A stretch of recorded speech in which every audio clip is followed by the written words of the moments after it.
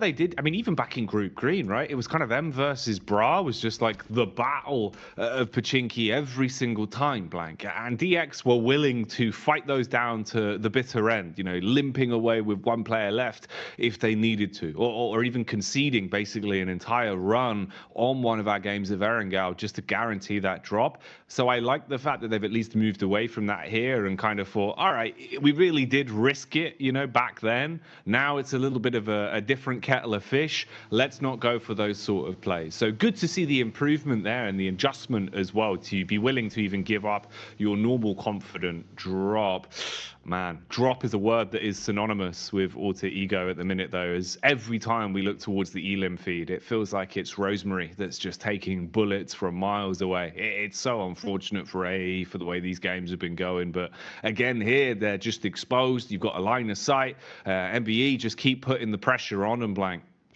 Yeah, I think for Alter Ego at this point in time, it's just not looking good, right? And I think we said this multiple times at this point. There had to be a change going today. Kalaris gave some really good points. There's some very risky rotations. I think this one in particular was a risky drop as well.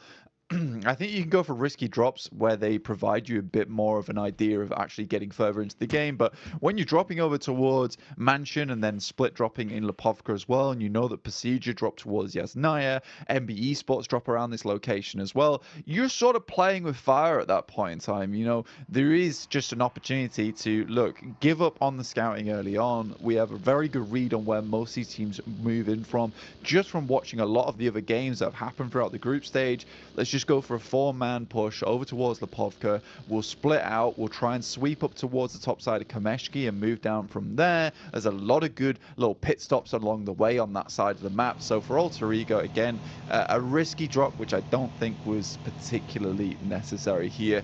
The Xavier, kind of expected from them. Move up towards northern side, take the high ground control, and play off the back of that one.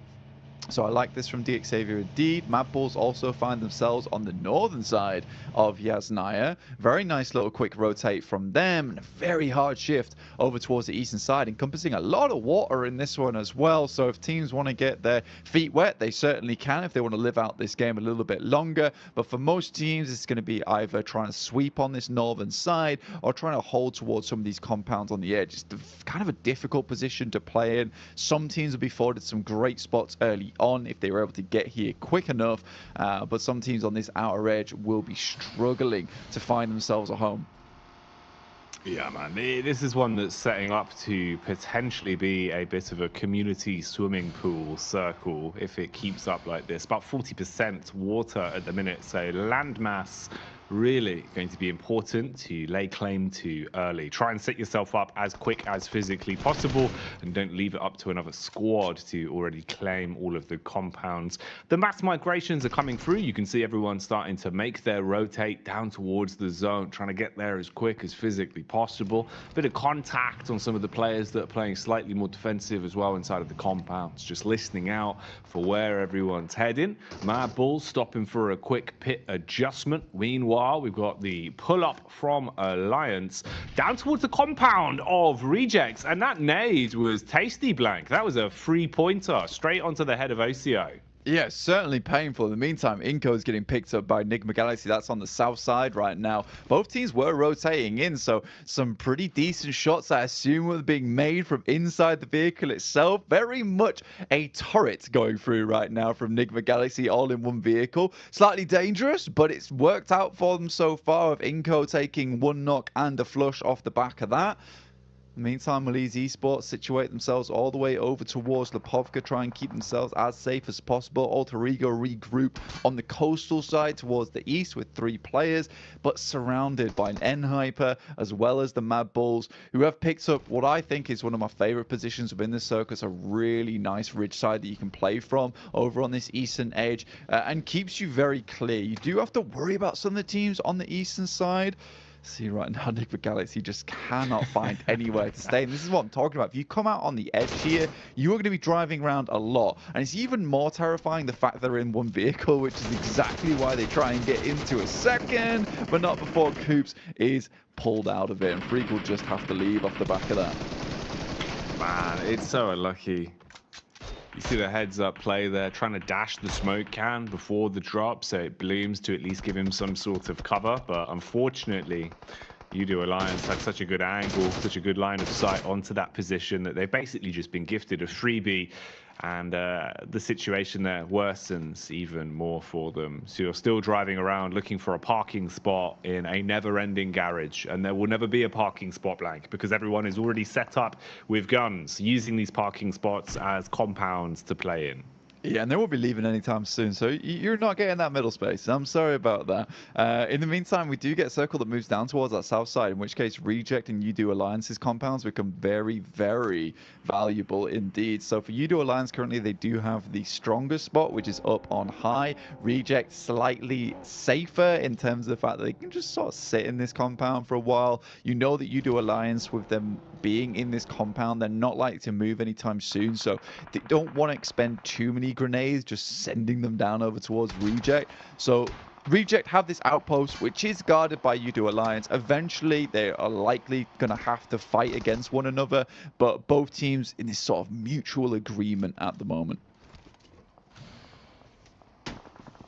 Melise as well, hitting a nice shot across onto a freak and dropping the man.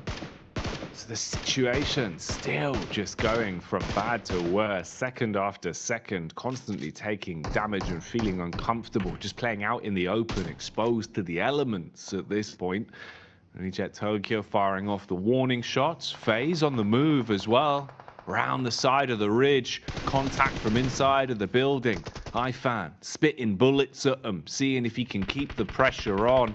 Mormon going to dash back with a couple of smokes as well, at least provide some protection. Koi's got the range on it, trying to debate whether or not he wants to engage on this one. If he can hit the shots with such a substantial drop, battle back as well. FaZe constantly just taking damage from either side now. A lot of HP being licked off them as well. So this could start getting a bit rough for FaZe, Blank, if they can't find a way to calm this one down. Yeah, and Hyper has got so many angles on you. GK first over towards the shack right now. Jifan taking shots from inside the building. FaZe have sort of set themselves up in a pretty horrid scenario right now for themselves. Hyper looking to potentially regroup, but again, GK first comes in with another clutch shot over towards Mela, in which case they might just send towards this. The blue is pushing them in, and an opening knock like that is absolutely gorgeous for them. First one's what you want. How many more are in store for them? Be a nice way to reality check FaZe straight away, man, off the back of their chicken dinner as well, if you could pull them down here. I don't know why GK keeps going for these shots, to be honest. So greedy. Looking to finish off Melee. You can kind of understand why he's going for it, though. You don't want to let that player live. They are able to finally flush him out, but two players out in the blue right now, and FaZe currently have pretty good shooting angles over towards them. Koi luckily does find another on Mormon. He's so up close and personal, taking a lot of shots. There's not a lot of support coming through. Ventores understands that he too needs to get a move on, and quite quickly with the circle moving in. Very, very quick movements all around the block for Hyper, but this has been a sort of a crazy push from Hyper, locking both FaZe and them to their dooms. GK first even drops over there to the play zone itself. This has been a very, very odd fight. Gladiator is looking to maybe get themselves slightly involved. Shifan inside the building, and Hyper actually indeed go down. Mormon as well as Ventores might be able to continue, and that felt like one of the weirdest fights coming through from Hyper indeed. I didn't like that whatsoever. Felt like almost a guaranteed hold over towards its south side, just given up by some odd angles being taken. Yeah, it really does feel like they've kind of both dragged themselves down. You know, we've no potential really successful outcome for either team in that situation. Very aggressive and very tunnel visioned in the way that they played it. So both squads basically being destroyed because of it. I mean, yeah, sure, FaZe still has presence at least, but hang on, hello, having a bit of barrel roll straight into Matic. Okay, oh, misery. I guess FaZe were in fact just a present for Gladiators, Blank, because they've given them one additional point there and given us some nice showmanship in the vehicle.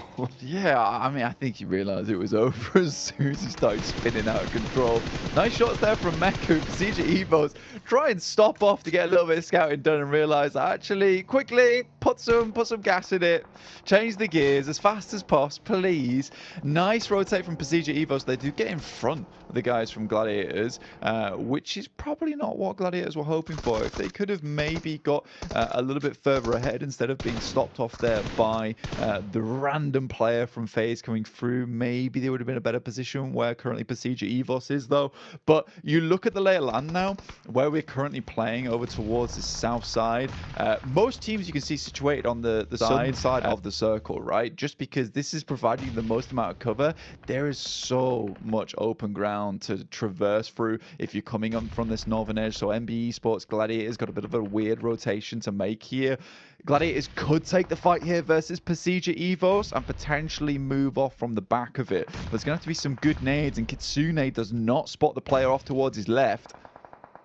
Ooh, Kitsune engaging with the nades early, looking for the jump down. Nice. He was ready for that one, Blank. Instantly spots Redface and will leave him quite red in the face after that uppercut from the DBS. Zerich from absolutely miles away, looking to get involved with this fight where possible, scanning the hillside with his eyes and keeping a nice understanding of the situation. Meanwhile, here we see MBE starting to dive in an assault inside of the compound. Bullet after bullet, whizzing close by. Natsa now re-aggressing as well, looking to try and push their way back through. Spam up close.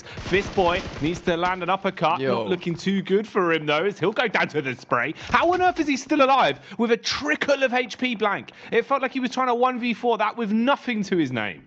I mean, Xenox did an incredible job there, but here's Quest coming in over towards Reject. They're holding on as best they can, and the crash is just not working out. Luther immediately gets inside. They want to keep hold of all four members here. They know they've got a strong position to be working with. Duello moves in, tries to clear out the player, but he gets a nice little sideswipe back in towards the door. Finally, it's over, as Tixie will pick up an elimination over towards Fahidan. But 6 eliminations for Gladiators. Once again, a pretty decent result for this squad. They'll have to push on through, potentially third partying down towards this position on Reject could be a good idea, but even Meku still putting on the hurt versus Inko, holding on whilst Kitsune scouts towards the western side of the circle. This is far, far better for Gladiators so far. You can tell the teamwork is here. Yesterday they just felt so disjointed. Well, they're just fighting as well, Blank. I think that's the one big difference, right? Is we're seeing them play so confidently now where they're actually pulling up, looking like they're going into these engagements with the idea being to win them, with the idea being to get elims. Whereas yesterday, it felt a bit timid. It felt like they were playing inside of a box and kind of waiting for teams to come towards them. So I'm glad to see it. Definitely a much needed facelift for Gladiators, looking a lot more like the side that we like to see, at least. A lot of movement going on now as well. Bit of reshuffling. There's a ton of commotion down here.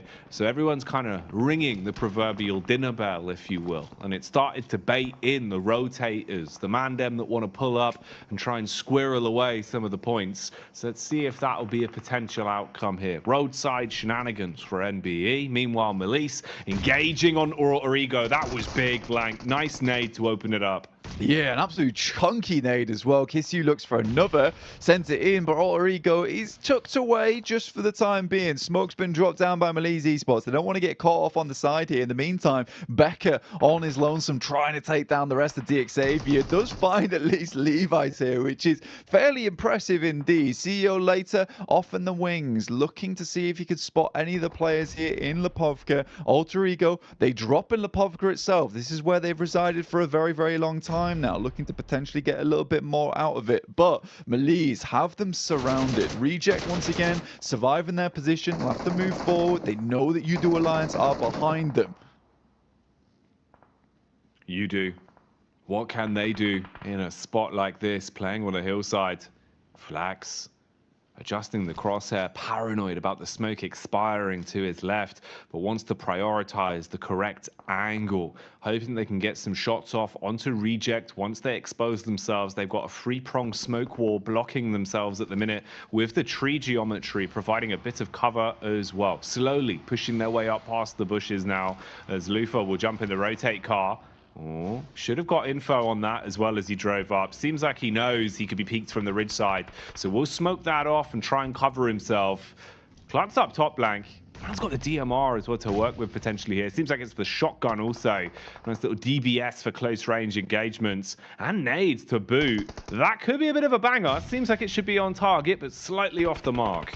Yeah, you really need an airburst here, but a nice shot comes through, and I think that's from MBE Sports actually over towards Udo Alliance. The Gladiators continue to lose members. Squash finally does go down off in the distance. And the circle does center up and confirm up towards Lepovka. So any team that made that decision early is happy about it. But look at this. Udo Alliance is losing members left and right, but the drop shot will at least keep them alive for a little bit longer. But the drop shot just ends up with them being dropped themselves. Udo Alliance out and Reject up to 5 eliminations. A very different face on this team, looking more Oni-esque today. Demonic coming through from Reject.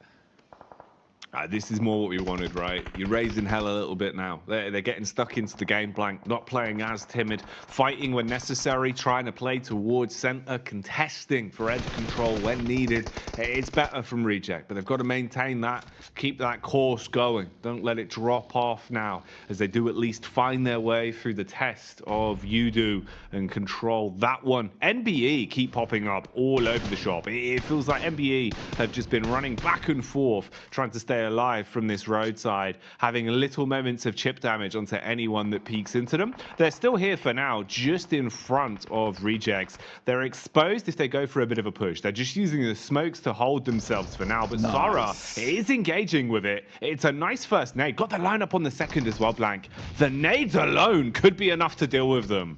Man, the long arm on Sarah is looking good, but nasty shots coming in from the Kaze through the smoke, takes down a fair few of them. Now Duello left to challenge versus the Kaze off in the distance. Nice shot on the edge, but quickly cleans them all up. And what a clean finish there from a Kaze at the end. It looked like it was all done and dusted for the squad, but fantastically well held out by Akaze. Gladiators still at 4 players alive, but one of the final teams to be on this northern edge alongside them and NBE Sports.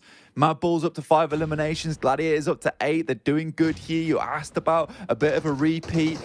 We even heard about the dinner bell, and so far Gladiators have been hitting us with some nice mash rotators at the moment. These rotates have been clean. Whatever they're cooking up today, Blank, it looks like it is fresh, not frozen. Nothing being reused here. Ooh, turning up the heat, though, as the kitchen metaphor continues. Have to get out of that one.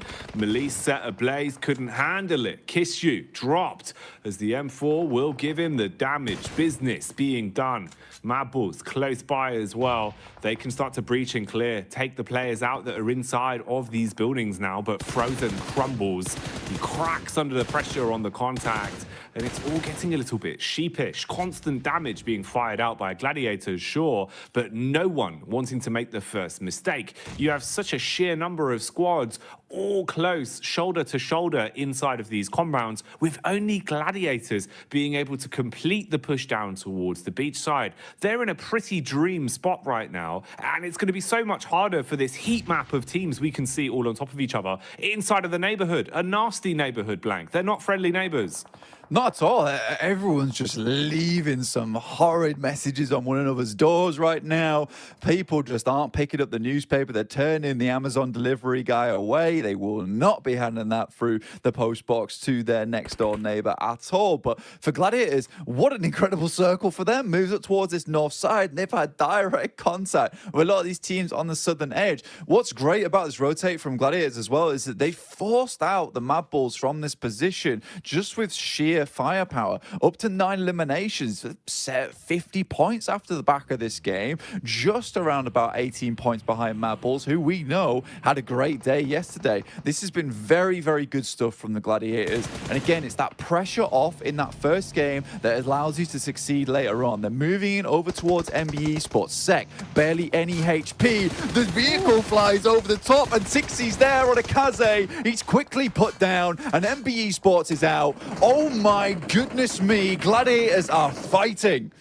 What are we watching, Blank? Is this a Michael Bay movie? Because that was a blockbuster. They come flying through the air, hit the griddy on that one as the shot connects mid-movement, and then they just continue on as well. This is ridiculous. Meku and Kitsune just putting bullets down range, Blank. They are farming. This was a great move from Meku as well, mate. They left him behind on the side swipe just in case anyone was between the trees. Likely Meku's going to be a sacrifice in this situation, but he's got great lines of sight over towards Duxan, providing very, very difficult terrain for Duxan to deal with. They step out of the way of the bullets from Kitsune as well as Tixie and Matic. They step directly into the bullets from Meku, who's very much safe on this outer edge. Luckily, Zipian is able to get some shots back over towards Kitsune, but it's just Meku and Tixie lighting them up.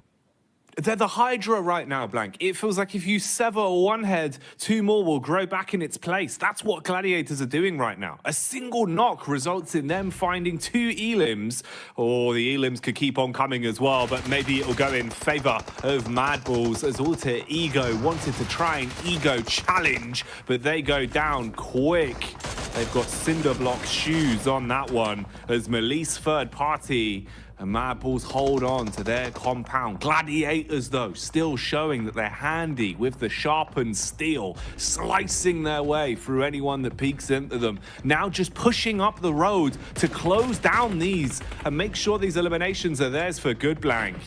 Yeah, Tixie flies over towards that position, has the M4 in hand. Lovely nade over the top as well. Finds Hoxie. Now just Binny in the back here. Another nade flies over the top. Nice little Molotov. Will shoot underneath the vehicle. Has eyes on. Just needs to hit these shots now, but is sort of being cut off by the fire, by the smoke. Stands up to try and hit this one. The step out is there and Tixie gets taken down. Meku left remaining for the squad, but honestly, with the amount of damage the Gladiators been able to do, they've just been looking for those eliminations. We talked about this early on as well, Jackie, in the sense that eliminations desperately what you need. This is what you can confirm in these games. This is what you know you can handle, and I appreciate that they're just fighting for them.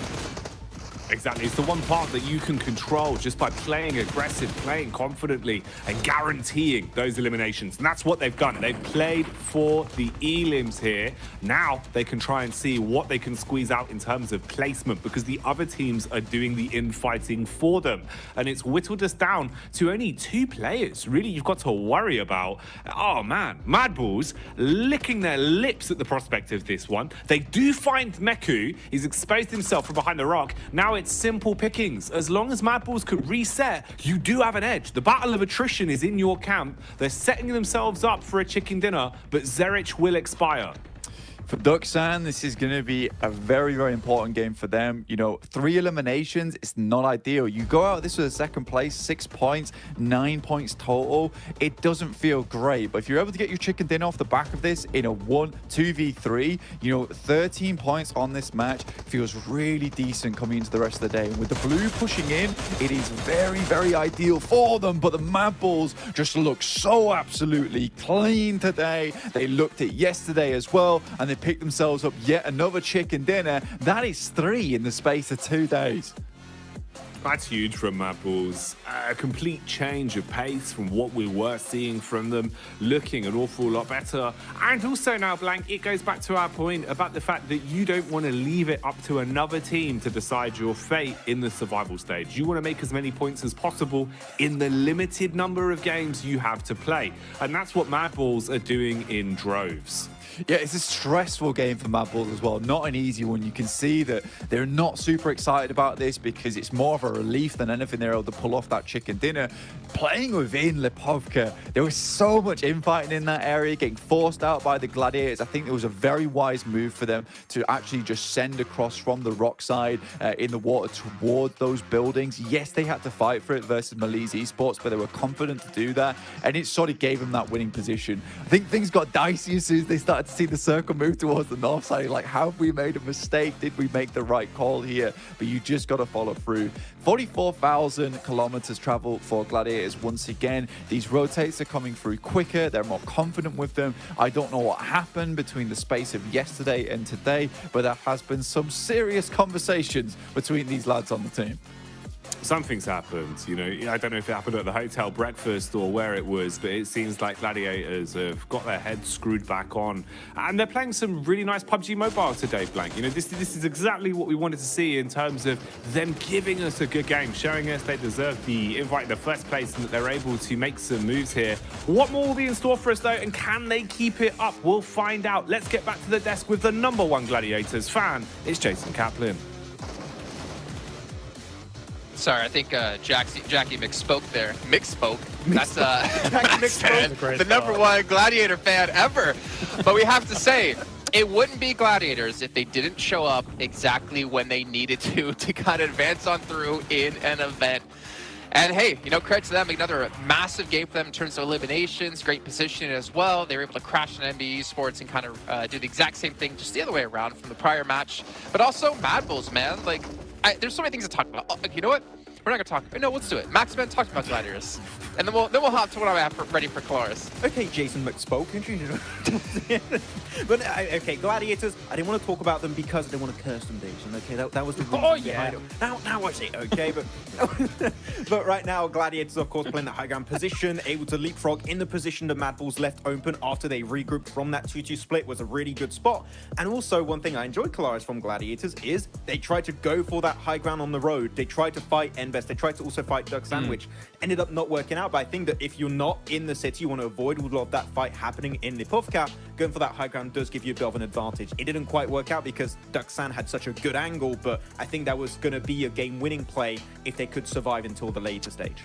Honestly, I mean, yeah, go on. Ahead. No, you go on. I was going doolally in this game, if I'm honest, Jason. I was going crazy because how often do you see a basically close to Lipovka end like this? And for teams to try and manage their way through that, as you say, with Gladiators doing really well in terms of the eliminations and then going to the west for the rotate to try and make this work. Never mind, Mad Bulls winning off a 2-2 split across the rocks of north of Lipovka and in Lipovka. Where do you begin? There's so much to talk about. Well, obviously the smoke wall that Maxman brought up while we saw Mad Bulls able to transition with the PO smoke wall, as he coined it, to get through safely was something to be seen. But if we're talking about how teams got into Lipovka, let's also mention Alter Ego, Colaris. Oh. Do it! Come on. What are they doing? All right. You got really close to the mic there. I got really close to the mic. Okay, they're the Lipovka dropping team. Where were they? They moved west, right? They got lost one to heaven as they were walking through to heaven, which is ridiculous. And then they move north, and then they have to swim all the way back to Lipovka. They are lost at present. They are taking, I said it before this game, constantly taking risks here in PUBG Mobile. They're playing a very risky style. They've got splits. They're walking where they shouldn't be, going where they shouldn't be. And eventually, yes, they salvage this, but only because teams that had track of them swimming probably was Pasija, but they got kind of rocked up on Gladiators and kind of lost in the mix. So they were allowed to come back up on the shore of Lipovka. Am I taking crazy pills? Anyway, yeah, Lost him. I'm done. Well, not to mention, you also pointed out, too, when we were watching that Gladiators is probably the only team that could see them rock up on the beach, but they were about at that 400-meter distance mark away, so potentially not seeing them. Obviously, Malise was in Lipovka, potentially not looking towards them, and we even saw Kissu like, wait, what are you guys doing in that building? How did you guys even get here? Yeah. He's going mad. I've never seen him like this. Malise was like, who is he? What's going on next door? And suddenly, they were just... Anyway, I'm done. You know what, Colaris? You need to cool down by playing some of the Frost Festival currently going on within PUBG Mobile. You can revel in the exhilaration of gliding down the slopes in a snowboard and using snow mounts like X-Men talked about yesterday, potentially turning people into snowmen as well. Make sure you guys load up PUBG Mobile, download the new update, and participate and play. Because also while you're playing, we do have the 2023 Popularity Annual Gala happening with PUBG Mobile introducing a brand new competition, exclusive honorable rewards for you guys at home to participate and win. It's all kicking off between November 15th, December 15th, so make sure you guys are getting into the game and potentially able to win some rewards you can show off to your friends. Also, while you're playing in this one, don't forget about the Pagani collaboration happening within PUBG Mobile as well. You can rev the engine with the iconic Pagani Amola and Zonda R models, which I believe. Klars, are you ready to be salesman yet again? Tell us the 740 brake horsepower. You got a V12 engine as well as 710 Newton meters of torque, Jason. It's a car for you, but it's very expensive in real life. Well, my question is, can I fit in the car? Because we all know I'm extremely tall. Probably you cannot, actually. You're probably too tall. Okay, well, that's a shame. Maybe we can get special order one and make one for me. And also, last but not least, before we head to a break here, the new RP84 Victory Dance, which is available now. You guys can show off your victories with the PMGC vibe and also use your Victory Dance to cheer for your favorite PUBG Mobile team. And we all know who people are voting for. Max is all aboard the Gladiator train, but we have to wait till that train takes off after the side of a short break.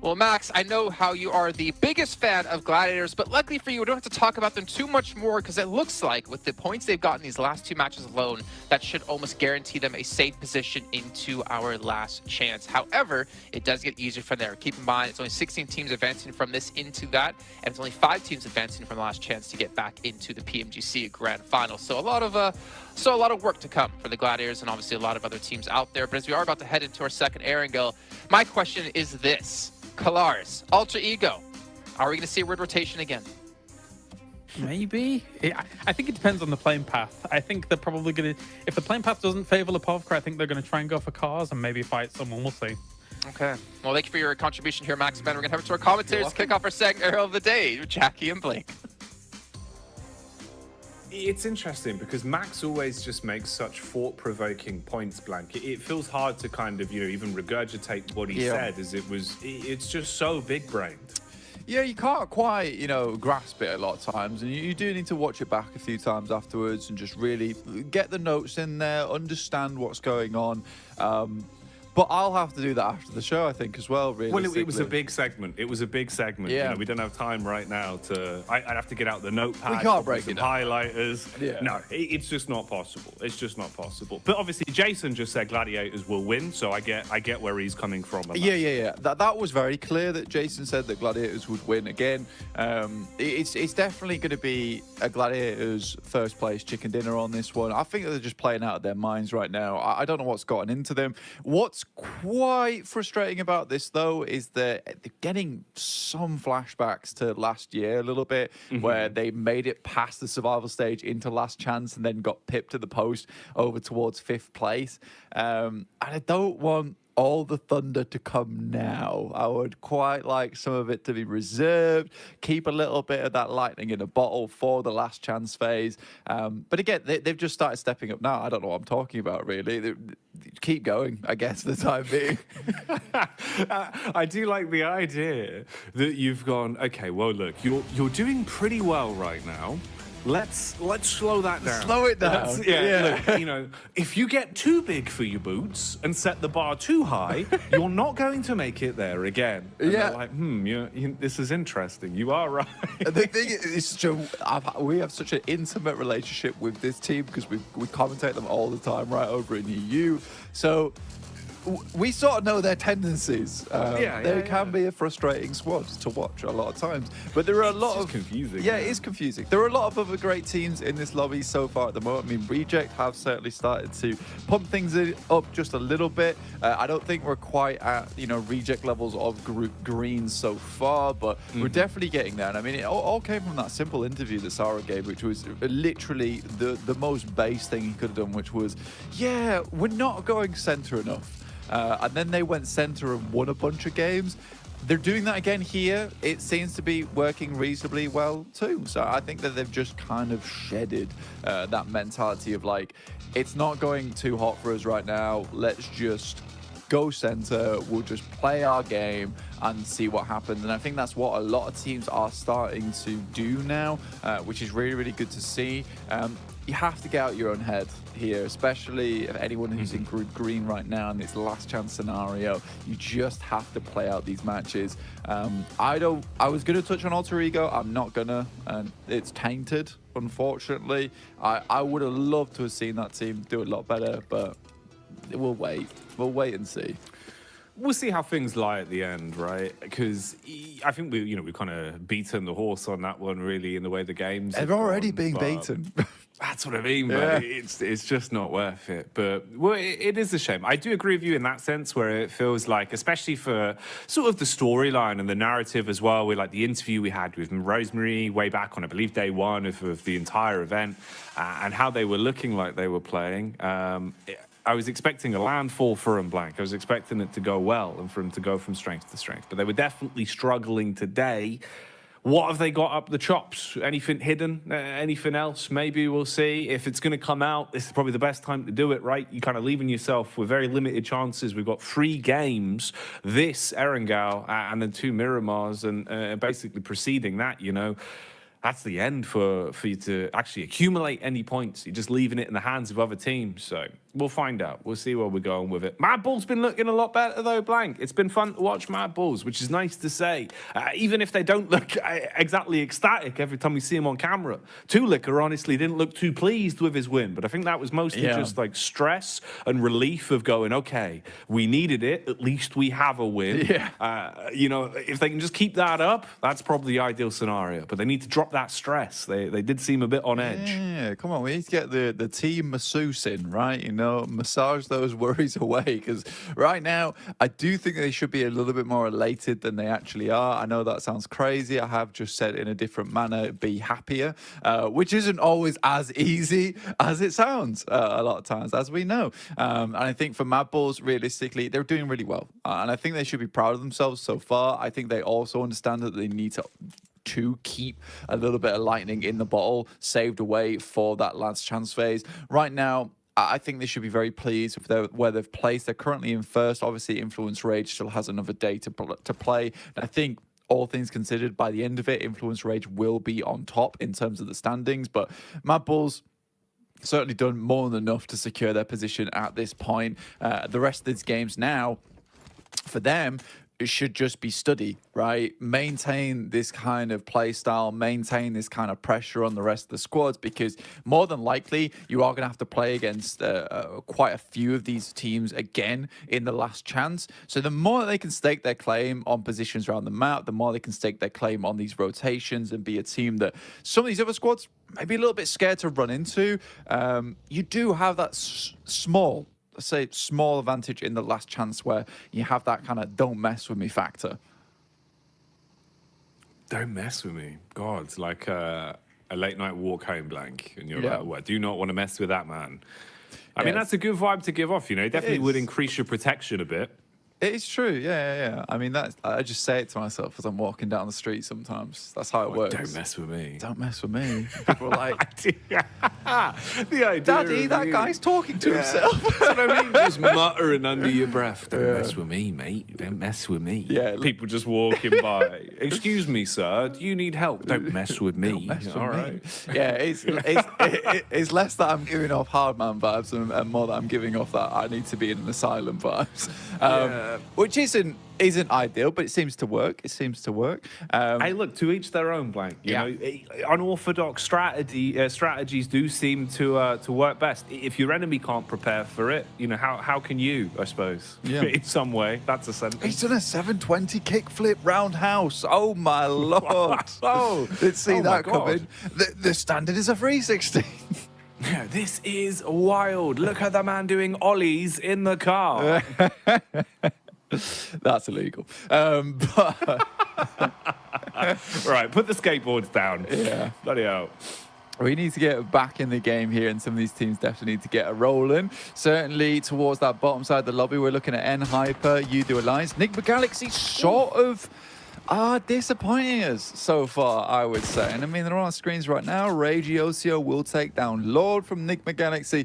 And again, they keep just hemorrhaging members, I would say, on their rotates.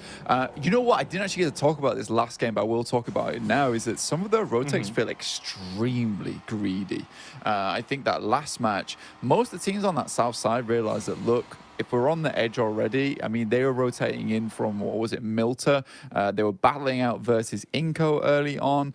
I think in that case, you just have to slow push your way in towards the circle. You're potentially not going to get a high placing off the back of this, but they could have easily taken up where Duxan was playing. Remember, Duxan got themselves a second place. Decent, good stuff. Yet they just drove around in that one vehicle, dropped out for a second one, lost coops in the process, kept driving around to try and find another central position. And I think at that point, you just have to realize that this is not working out. Teams aren't just going to let you free roam anymore. No, it did feel like one of those where, you know, you're kind of thinking, you've thrown that away a little bit. You know, you did have a potential to try and see what you could actually get out of the game. Whereas instead, I agree with you, the rotation was a little bit careless, and potentially even just the idea to jump out at that point. You know, you're only going to delay yourself even more in terms of like the startup time for the vehicle to actually get away, right? And it just meant they went from a 4, stuck in a very small camper van, to a 3, still sharing just the one small camper van. Wasn't ideal. A couple of pot shots been going out here, though.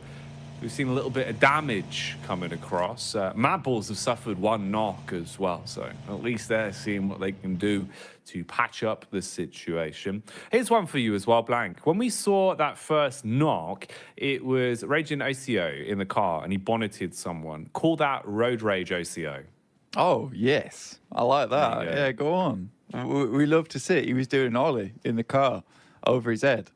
It was good stuff. We enjoyed it. We love to see it. For Reject, not quite towards the central right now, but a single elimination, that'll do the trick. They'll be happy, pleased with that one. DX Xavier also pretty pleased. Their position up towards Severny, right? You know, they don't drop Pachinki, but they get themselves a fairly good position to work their way out from. They've got a lot of positions they're currently holding on to. Now, DX Xavier, typical rotational path up towards this northeast side. So for them, again, we'll be going for something like that. Gladiators are just cutting straight through them, though. A bit of a dangerous push, I would say. I mean, you still have Tixi and Matic on the backside here with Kitsune and Meku going for this scout early on. You can see them starting to get a little bit squeezed here by the hydraulic press of teams, and the rest of the squad just is nowhere near to support.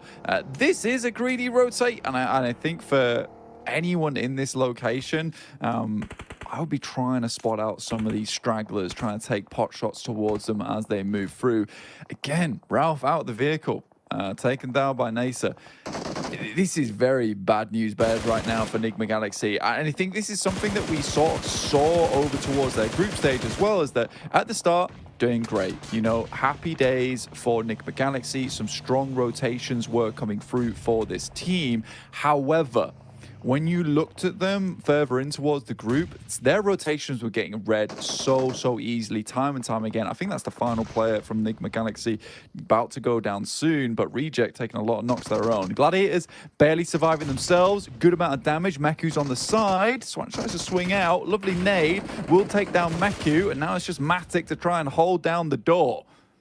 Well, that's a nice trade, actually. And he's played it smart. He set himself up so that he could try and nade. I thought he was going to get the first off onto Meku with it, but instead engages towards Matic. Matic's basically as good as gone here. No HP, nothing to defend himself with, all off the back of Cluck's nades there. So nice retake on the compound. That was smart in the way he used his utility.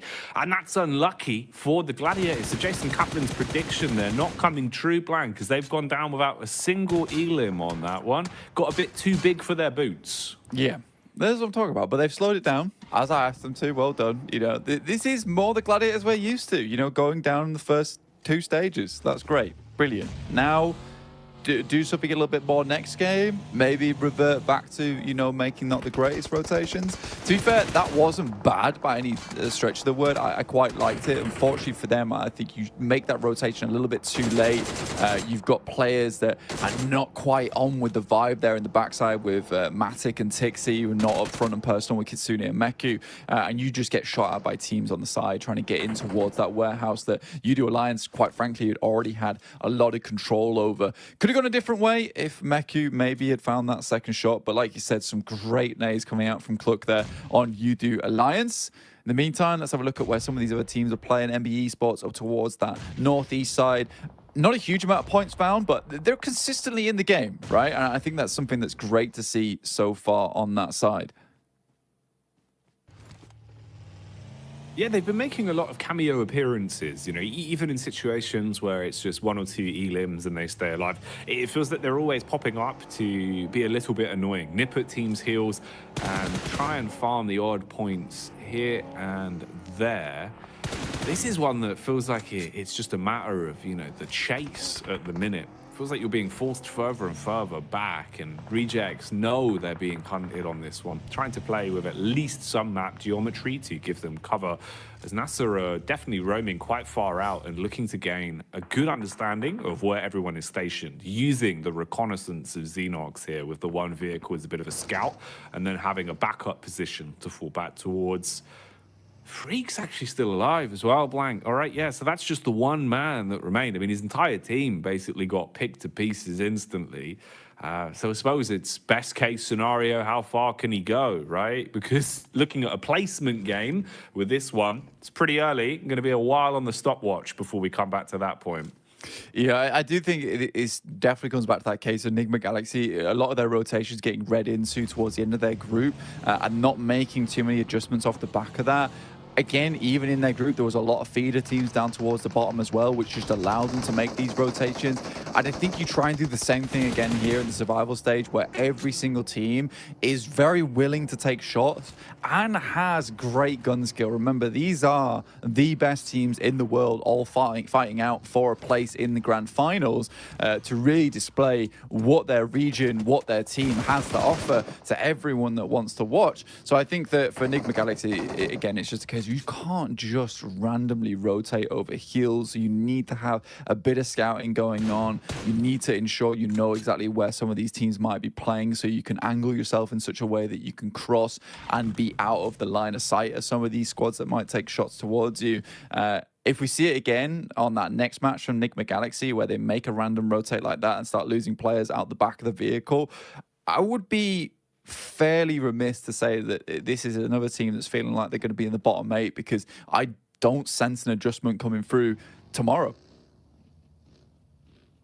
No, I don't know how you'd give the whole squad a facelift in such a short space of time, right? I don't really think there is enough adjustments that could be made to really change things around quick enough. That's the problem.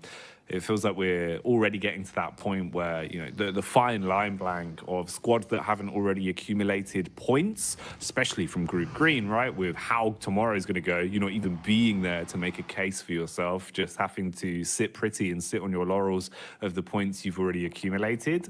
Definitely unfortunately for a good majority of our squads now, we're seeing that they haven't been able to cut the mustard, haven't been able to really build enough points. But there's been a bit of a change positively for a few of them.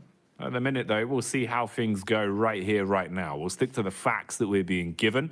Again, Reject Tokyo look to try and get themselves a bit more center and try and set up early. Melissa are also on the move down, but most likely have to bypass their way through DX. Roadside setup from MBEs as well, as they've got contact.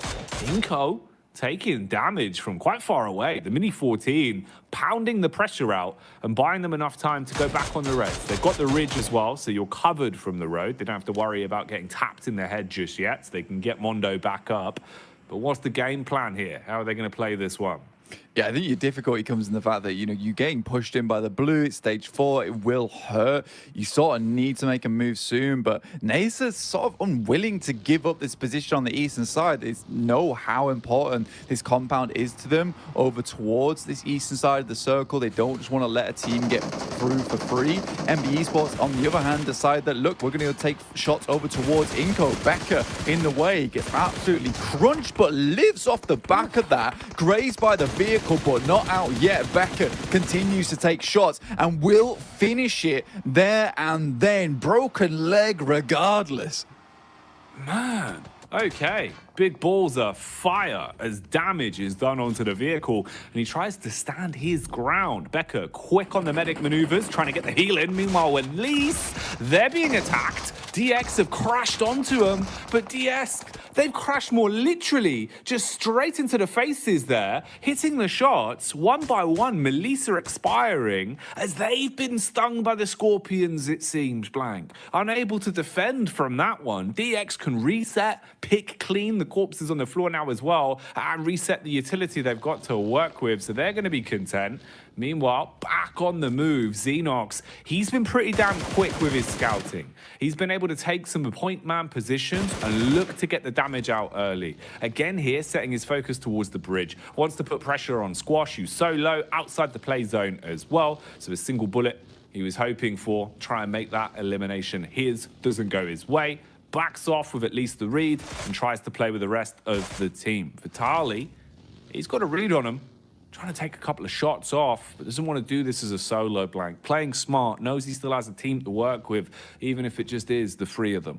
Yeah, Blue's really being the big pressure point right now for Inco, because they've got to move further in, but they know as soon as they start to head over towards the top side of this lip, they're going to be in the angles of a lot of other teams that are inside the lobby. Freak here trying to hold his own up towards the Wizard Tower. You can see off towards his western side, you got Ducksan as well, but Becker very happy to try and take this fight with an incredible hold versus these other squads. Freak, though, takes down Vitali, looks for another, but won't get it and will fall himself. So Enigma Galaxy come away from this game with a 1 single point, up to 6 now. So a 2-point average for Enigma Galaxy so far feels pretty horrible. Quest get way further into this game than they have any others, and that's saying something considering we still have 12 teams alive. We see Procedure Evos off towards that central arena alongside with Reject and End Hyper. This could be a great game here for Evos and starting to get some of that points potential on board. You'd like to see him have a good game as well. The talent that's there on this roster at times, man, feels so powerful. When it's a good sort of mix-up for them as well, when they come in playing off each other's comms very nicely, it's very fun to watch. So having a center position, having firearms in their hands as well, we'll see if they can bring the heat, if they can command respect the longer this one goes on. FaZe back on the move as well, looking to set themselves up as the smokes will be cast out bit by bit. Redface looking like he wants to try and at least have info on this, get the eyes on the situation. The engagement here, though, is pretty easy to clean up versus what remained of Inco. One by one, they have been broken and bruised there. So the Brazilian side removed from the situation now as they'll go out again.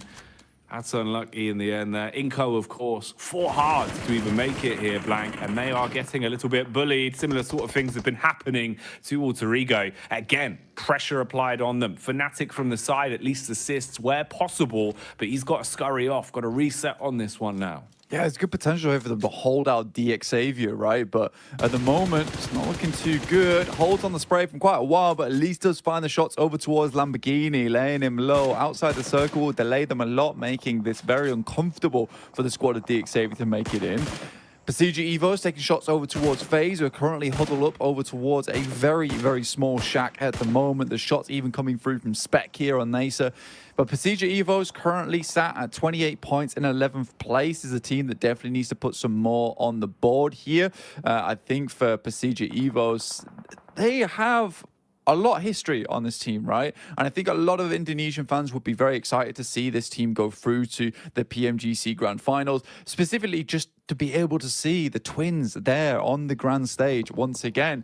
But 28 points, that won't cut the bacon just yet. They need a little bit more on board, and with this very central position they currently hold on to, this is a fantastic game to rack up some big elimination points, to rack up themselves a good amount of placement points too. You know, this should be a second, third, first place game guaranteed. It needs to be. It needs to come to fruition in that manner. Setting themselves up nicely on this one. So can they coax it out? Can they force a big point scorer from this one? And what's going to happen here in the close quarters engagement with so many teams shoulder to shoulder, all pushing further down? As soon as that zone starts nipping at their heels as well, it will cause problems. Isn't much breathing room, so you've got to fight for what you want. Pushing in now on Reject, looking to try and swoop in and steal the compound from underneath them. The nade will aggress first. Julo ready with the shotty as well, firing off buckshot from the DBS. Meanwhile, the building is burning. Lufa waits up close. Ooh, didn't even see that one, Blank. Swings round the corner, hits him, takes him off his legs. Hello. Genocio turns for the back door as well. Read this fight well, Blank, but he's been peeked from the window, takes half HP off him. Just waiting now on the off angle, tries to back nade whilst his teammates are fighting tooth for nail. Nade's going down. Who else wants a piece of this fight?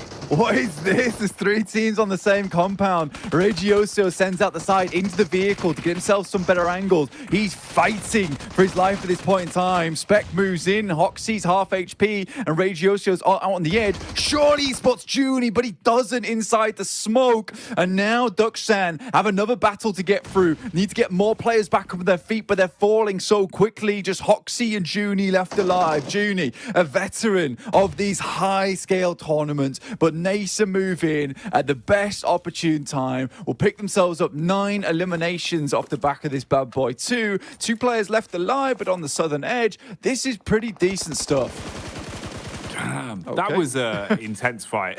That one was a lot easier. That's a spray down, slay down there, as we see both of Alter Ego's last remaining members quickly packed up and swept away. Beautiful fight, though, in the compound, man. Even in the way that Tokyo tried to play it with rejects bouncing back and forth, right? We saw OCO, smart heads-up plays, at least. Even though they go down in the fight, you could see the gun skill, the mechanics there were out in full force. Nice, intense compound crash, though, leads us into the rest of the game as FaZe again continue applying pressure. Chow's been overwhelmed, gets bitten to pieces. It's actually Evos are able to steal away the final tag onto that. So getting the extra elim for their troubles. Parajin, though, will be put down in the ground as he's picked off by FaZe. Now starting to make their move into the center, getting themselves closer and closer, and just trying to play off whatever geometry will actually provide some sort of protection for them. And Torres, suspicious about the smokes as well, knows that there could be someone lurking, waiting to peek. And he's got contact on Star. Quick flick there, hits the head blank, and shuts the man down.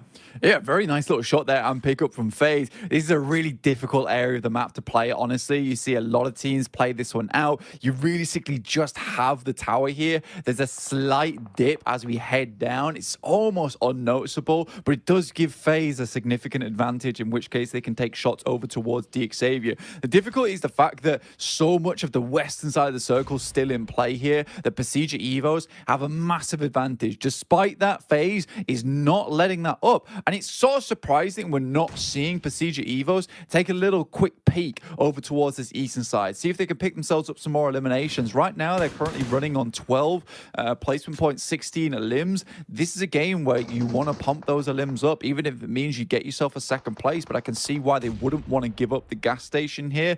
But maybe just letting one player out on the loose, you know, sending to the side, find a quick pot shot over towards FaZe, because currently it's a 4-player team. They have a chance to try and take down Pcga Evos in the end game.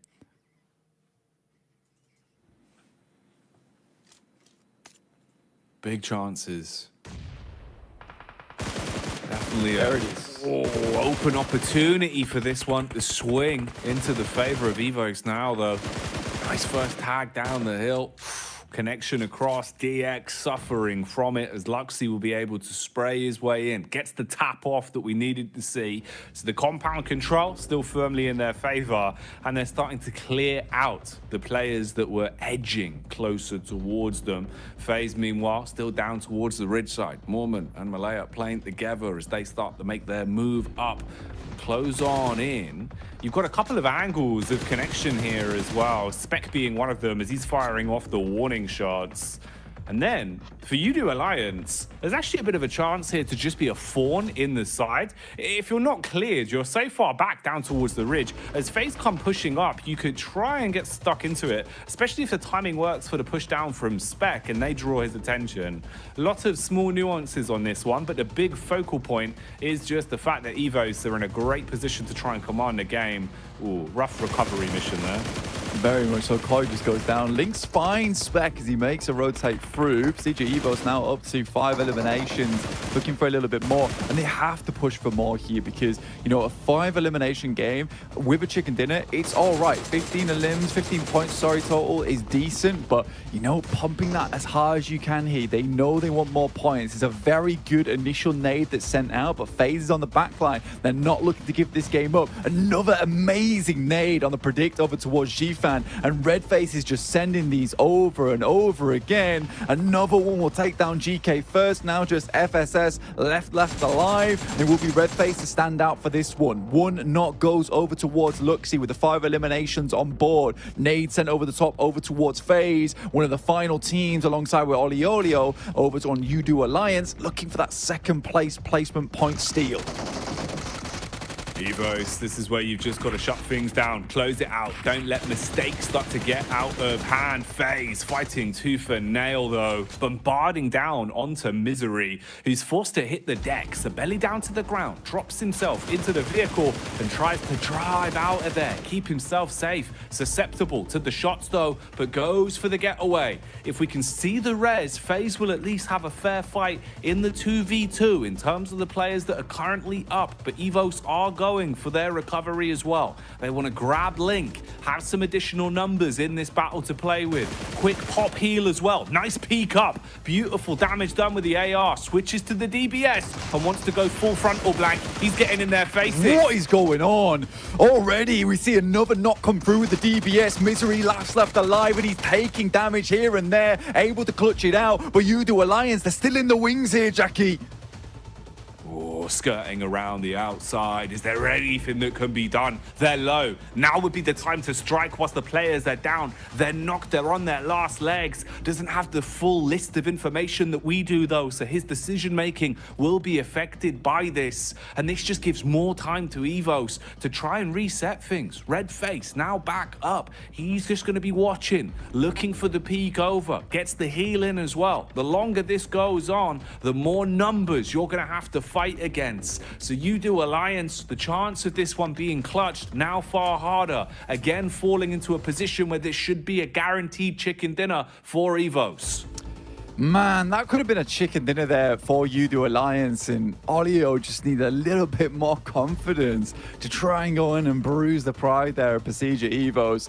He's got 2 nades in hand. There's no utility on the side of Pcga Evos so far, but that might change once they start to loot some of these crates that surround and litter the battlefield. No meds available for Misery other than those stims available for him. Might go for a quick scout in the vehicle. So far this game, Luxy is absolutely putting some mega work for them. 5 eliminations so far. First initial nade sent out. After that, there is another sent over the top. little bit of damage found, but not a lot. There isn't going to be too much we can really set the stage for on this one, unless somehow he was able to flip the script entirely and pull off the 1v3. That's the situation he's left himself in. So likelihood low, but potential reward very, very high here for Alliance. Just crawling his way around through the reeds right now, staying down in the ground. Luxy is jumping around, trying to get info on this, just wants to spot where exactly he is. They're playing a more fragmented system, just looking for the trade. There's the contact, it seems. Bullets being spammed into the smoke. So just a bit of a pre-fire rather than actually locating where he is just yet. Longevity on this one being played out though, Blank. Fair play to him. You've got the time to work with. You want to make it as awkward as possible. See what he can get done here. Yeah, I mean, the mistake was made way early, and this should definitely be a PCG Evos win. But the thing is as soon as you see the teams go down to 2 and the amount of knocks that came through on the elimination field, Olio should just be sending in, looking for elimination points where he can. Does find a little bit of damage to start things off, but that'll be all it is as Redface finishes him off in a 21-point game there for PCG Evos, which will make them feel a lot more secure in their standing, right? But yeah, I definitely think that Olio could have got, you know, at least 2 elims off the back of that if he just tried to flush 2 of the players, maybe even a chicken dinner. If he just went sooner, I think, like I said, as soon as you see those knocks in the elimination feed, as soon as you see it drop down to 2 teams remaining, you just fly in. You just fly in because the result is the same either way. No, it's very true, right? There is no worse outcome. There's nothing that's going to result in you getting less points. You're not going to be forced into a third out of nowhere. I agree with you, man. As much as it's one thing where he didn't have the full situation, we obviously have a little bit more information. Going into a fight like that where you know they've just had that final fight, no matter what, HP is going to be low. He was basically in a 1v1 with a half HP player, but obviously didn't have the chops on him to go for it. You can see the excitement here, though. Evos looking very vocal. Luxy telling the stories from that one as they relay some of the plays they just made. Fair play, though, for what it was, Blank. Procedure Evos playing a great game there. You know, had a good setup early. They were confident in the way they wanted to take the compound and played it smart. So you do love to see that.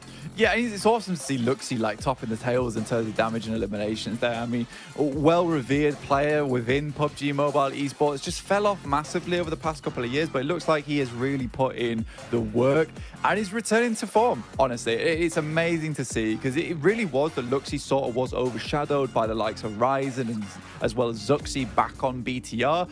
But look at this, Luxy's really making a stand, so he's constantly pressuring the issue, constantly trying to push for those big heights in the future, which is amazing. I'm really, really glad to see it. Again, you do Alliance, a little bit of a throw at the end there, a little bit of a throw from Procedure Evos. They could have lost the 2 players there from FaZe, but just like Luxy, let's get back to basics with the desk. That's right, Procedure Evos getting themselves the victory here off the back of this. We lost Jason for just a little minute, but we will hold down the fort just as Procedure Evos held down Gas Station. Looking fantastic whilst doing it here, Max.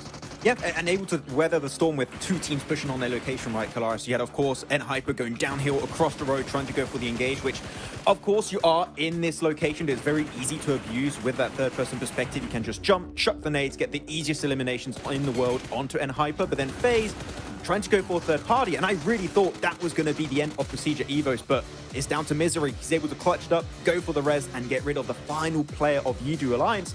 That is how you hold down a position like that. You just make sure you can use those walls to its full potential, and that's 21 points here to start off this match. Absolutely. Oftentimes we see the Gas Station as having a little bit of a vulnerability, right? Because there is that small little gap underneath the walls. However, they did a great job of zoning people away from even having angles on that little gap. And then, as you say, blasting them with the nades as they came close. So 21 points go their way. NASA, for the most part, we thought might have a grasp on Gas Station, kind of moved a little bit to the east, but eventually just started blasting everything anyway for those south rotates. So, I mean, it's a really big game for them as well. I think it was J7 that was in the warehouse, and they had this, not in the warehouse, in the gas station, and they had this massive 4-man split, and I thought, okay, they're going to wait for the next circle, and based on where it goes, they're going to regroup normally in what I thought at the time was going to be gas station, but no, they regrouped to the eastern side, then wrap around the southern side of the river to fight Inko, which I was a bit surprised by that, Kalaris. I didn't expect them to do that. They just completely obliterate Inco. Then third-party Reject that were fighting Duxan come out on top of that to get then, as you saw, 9 eliminations. It's the craziest way to get to that point, but I mean, the eliminations showed up, so I can't argue too much. They got the points they needed in this match. No, indeed. Them alongside Xavier as well, with the amount of elims that they were able to garner. Very important for their campaign across what is only 2 days of gameplay, with also UDO Alliance kind of making what I would say almost a surprise entry when it comes to the upper echelons of this game. Not necessarily because of the circle and how things were playing out, but they were in a very wide split to start things off match with UDO Alliance. And then I think when it gets down to that 4v1, 3v1 scenario at the end, it's very difficult for him to make that call to try and crest the hill, right? Considering the elimination feed and how it all works out. Exactly. You just have a big lack of information. It's like, did the entire team get flushed out? Is there just one 3-man team remaining? Is it going to be like a bunch of solos? We're just not quite sure at that point. So let's not take the risk. Let's try and survive to try and just secure second place. So I do get the idea. If he did know that was a misplay, but I just, as you said, I don't think he had the information that it was a full squad. So if he did know, then unfortunately it could have been the good time to strike, but it was still a second place. So a good match and currently the best match for UDO Alliance. Hello, Jason. I was actually just doing my impression of Gladiators that game, just not being here. I don't know, that's a little mean. But I think this game, though, was mostly just about the teams who desperately needed to get some points under their belt, getting those points under their belt. You guys already talked about Besija. Obviously, this is their last day of play as well, so they really have to rack up as much as possible to build that buffer. UD Alliance, this is the first time they are playing, so they can get some steam going here as they go on forward into this one. And Nazir, which, I mean, 9 eliminations, that's a good start. I think for me, for a team like that, it's a confidence booster. It's to show them that, okay, we can compete against these teams, even though we might have been struggling the first couple of matches, but where can they go from here? And obviously, we still have that one Erangel left to come today. Gladiators, going out early, but again, they should be relatively safe. Alter Ego, not really much to say about them either. If you had anything to chime in with Kalaris, but I mean, not gonna honestly, force you. I mean, as you're saying for Nasser, I like their decision-making to just start sweeping and start eliminating. Like, if you think about giving up a gas station location, yes, you could sit on the edge, on the east edge of that circle and just slowly creep up to that. Maybe you'd have to kind of have a bit of a skirmish with the remaining members of Alliance, kind of north of you, as they're also wanting to be approaching from that similar angle. Maybe you lose people out on that, but they decided, no, let's take that south side, which is covered a little bit more by, you know, the terrain as a whole, and actually take some really good skirmishes. So I'm impressed from that game. I agree. Well, let's see if they can maintain any sort of momentum though going into the next match here. Let's throw it back to our casters, to Jack Gimbley. Thanks, Jason. I know, man. It's a treat, Blank, right? With the way that the games have been going so far today. They just keep delivering. We keep getting some real moments of excitement. So, honestly, I'm just kind of living for it, man. This is a good time to be enjoying the survival stage. From a safe position anyway, right? If we're in the games, different story. But watching them, I'm having a field day. Absolutely. I love that, you know, Jason is so excited that he went slow-mo for that throw. That was amazing. Beautiful stuff. We got the hands up. Everyone wants to speak to the teacher, apparently. Tulika doesn't know what's going on. That's fine. Zerich is slamming down. What a weird scenario that was. Okay. I do think, it's like 2 boys in the back, like, we're just here. Zerich and Tulika are doing everything. Zerich is like, another rotation gone wrong again. But to be fair to the Mad Bulls, I think, honestly, Tulika probably is a little bit stressed because he has done so much work for them. I think he's really, really doing well for the team. And they should be very, very pleased with his results because I think he's come a long, long way in the year he's been playing with the Mad Bulls. It used to be a case that he was a bit of a loose cannon on the team, always going a little bit too far away from them, but he plays much more as a good teammate now. Supporting Zerich and being a great frontliner without getting too aggressive. So I've been very, very excited to see the development coming through from Tulika in particular. He's looking good, man. He really is. And I think, it's interesting because this entire Mad Balls roster can definitely deliver at times. And we've always kind of set that precedent that they are very exciting to watch. They are very explosive. It just wasn't super consistent, was I think the problem with it. Whereas now, at least into survival stage, it kind of seems like something has clicked and they've realized, we really need to make sure that we're the ones making our own future for ourselves. So we're free chicken dinners already under the belt, which by and large, that's no easy feat. They've definitely had to put the work in. That's over the space of the 2 days as well. And we're only really, a handful of games in today. We still have this last Erangel and then 2 Miramars as well. So anything else Mad Balls can find on the day, they're going to be happy with. We'll see, though, as we are getting back into it. Third and final Erangel then. So any chance for some last-minute shenanigans, we'll see if they'll be coming out.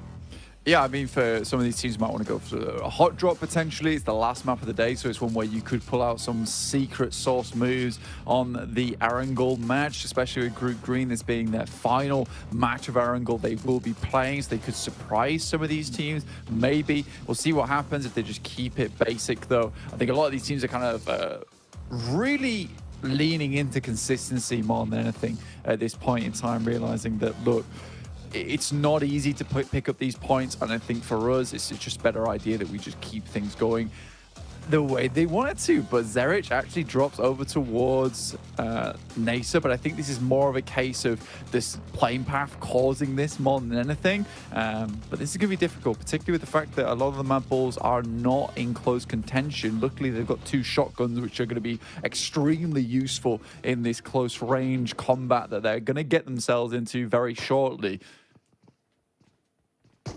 It looks so terrifying watching a man in a raincoat with a blade just crouching around the corner blank. It's very horror movie-esque, but it's not October anymore. It's November, so we're getting closer towards the Christmassy season. I imagine we'll see some gifts being given out inside of the compound, most likely being bullets, though, with those shotguns. Seems like the phones are going down, and there probably has been a technical issue, so probably going to need a rehost on this bad boy. So cut short. Not going to be seeing any shenanigans on this one. We'll relive it, get things sorted, and then get people back in for another test on the old Erangel. I do like that, it sort of felt like Mad Balls stopped that match. They were like, we're in a horrible situation, guys. Can we just get a rehost? Come on, man. We shut it down. Yeah, we shut it down. I mean, I think most teams, considering how quickly we got that rematch as well, down, slam of the desk, considering how quickly we got that rematch going through as well, most teams would be pretty pleased with how that one worked out, considering how horrible that playing path was, right? Not easy to work through with. Yeah. No, exactly.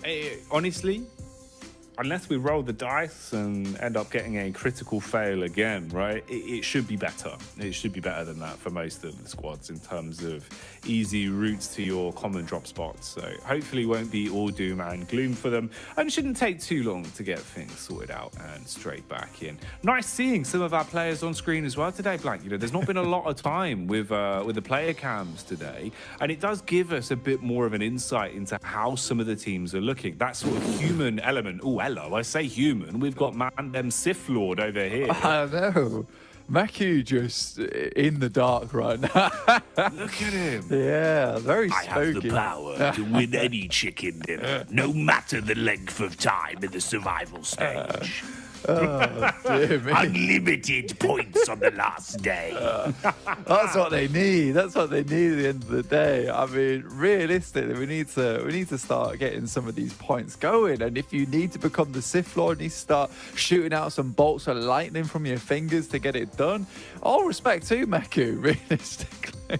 Hey, I'll give it to him, man. It's a good look, honestly. It's a good look. This is nice, though. I have missed this. Even seeing Quest on screen, man. Al Haji, the man is just so emotive as well. Kind of wears his heart on his sleeve a little bit. So it's nice sort of getting a glimpse with the camper Quest, seeing how they're looking. Obviously, rough day for them. Rough span of days, really. But still looking like at least the mental fortitude is there. A little bit of frustration, maybe bubbling to a boil. But that could be used to their edge. The phase cam now on screens as well. And damn, we got the stats to back it up as well. FaZe not actually having a bad day of it, to be honest, Blank. Yeah, I think for FaZe, it's been pretty decent. I think we got the dance moves from Mela earlier on, and now we're coming back for some more. Oh, okay. I thought I was going in a different direction. We got the love heart instead. That's great. Thank you very much.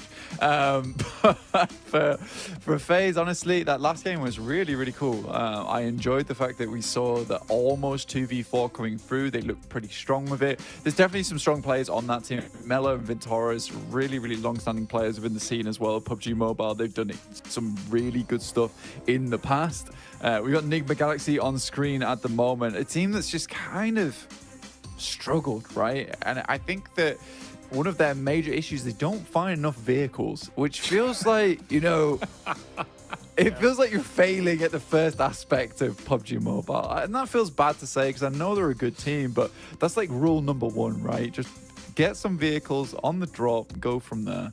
Look, the way to word it in a friendly manner is they've been very cost efficient on fuel today. They've been using the the carpool lane. Yeah. It's not ideal, that's for sure. It's definitely not. I mean, we're trying to put olive oil in the tank right now. It's not working. Let's just get. That's not going to work. That's not dinosaur juice. Yeah, let's get some more vehicles. Let's get some more dinosaur juice from the ground. Let's pump it up and just get on moving because 4 vehicles better than 1 vehicle. I don't feel like I need to say that on PMGC, but there you go. But 20 seconds before we get back into our 4th match of the day. Bit odd because again with that plane path, no, calm down.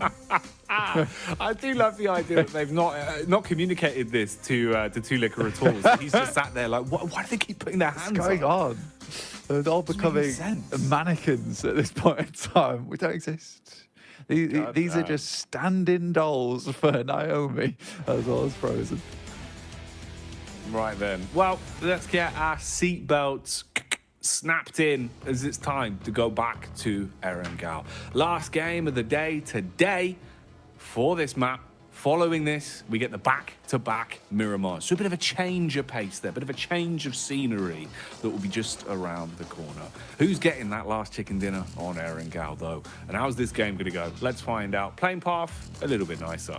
Yeah, way nicer actually on this one because I think whenever you get that plane path that moves down slope right on the edge of the map, you're given so many limited options, especially forcing a lot of teams to drop over towards the Sosnovka military base as well. And if you do want to get towards one of your original drop spots, you sort of have to drop towards that middle third of the plane path, which means that more than likely you're going to run into at least another 10 other teams trying to do the same thing alongside with you. So picking up some of those trash drops, trying to pick up those vehicles, going to get very hairy indeed. So with this plane path, you're going to have a lot more room to drop out when you want to and kind of spread yourselves across the map. Even though it is far off towards the western side, a lot of teams will be much more pleased on their approach. Nace dropping over towards Rozhok right now alongside with the Mad Bulls. I don't think they'll be dropping right on top of them potentially, but we'll wait and see. We get another circle very similar to our last one on our angle up towards that northern side of the map.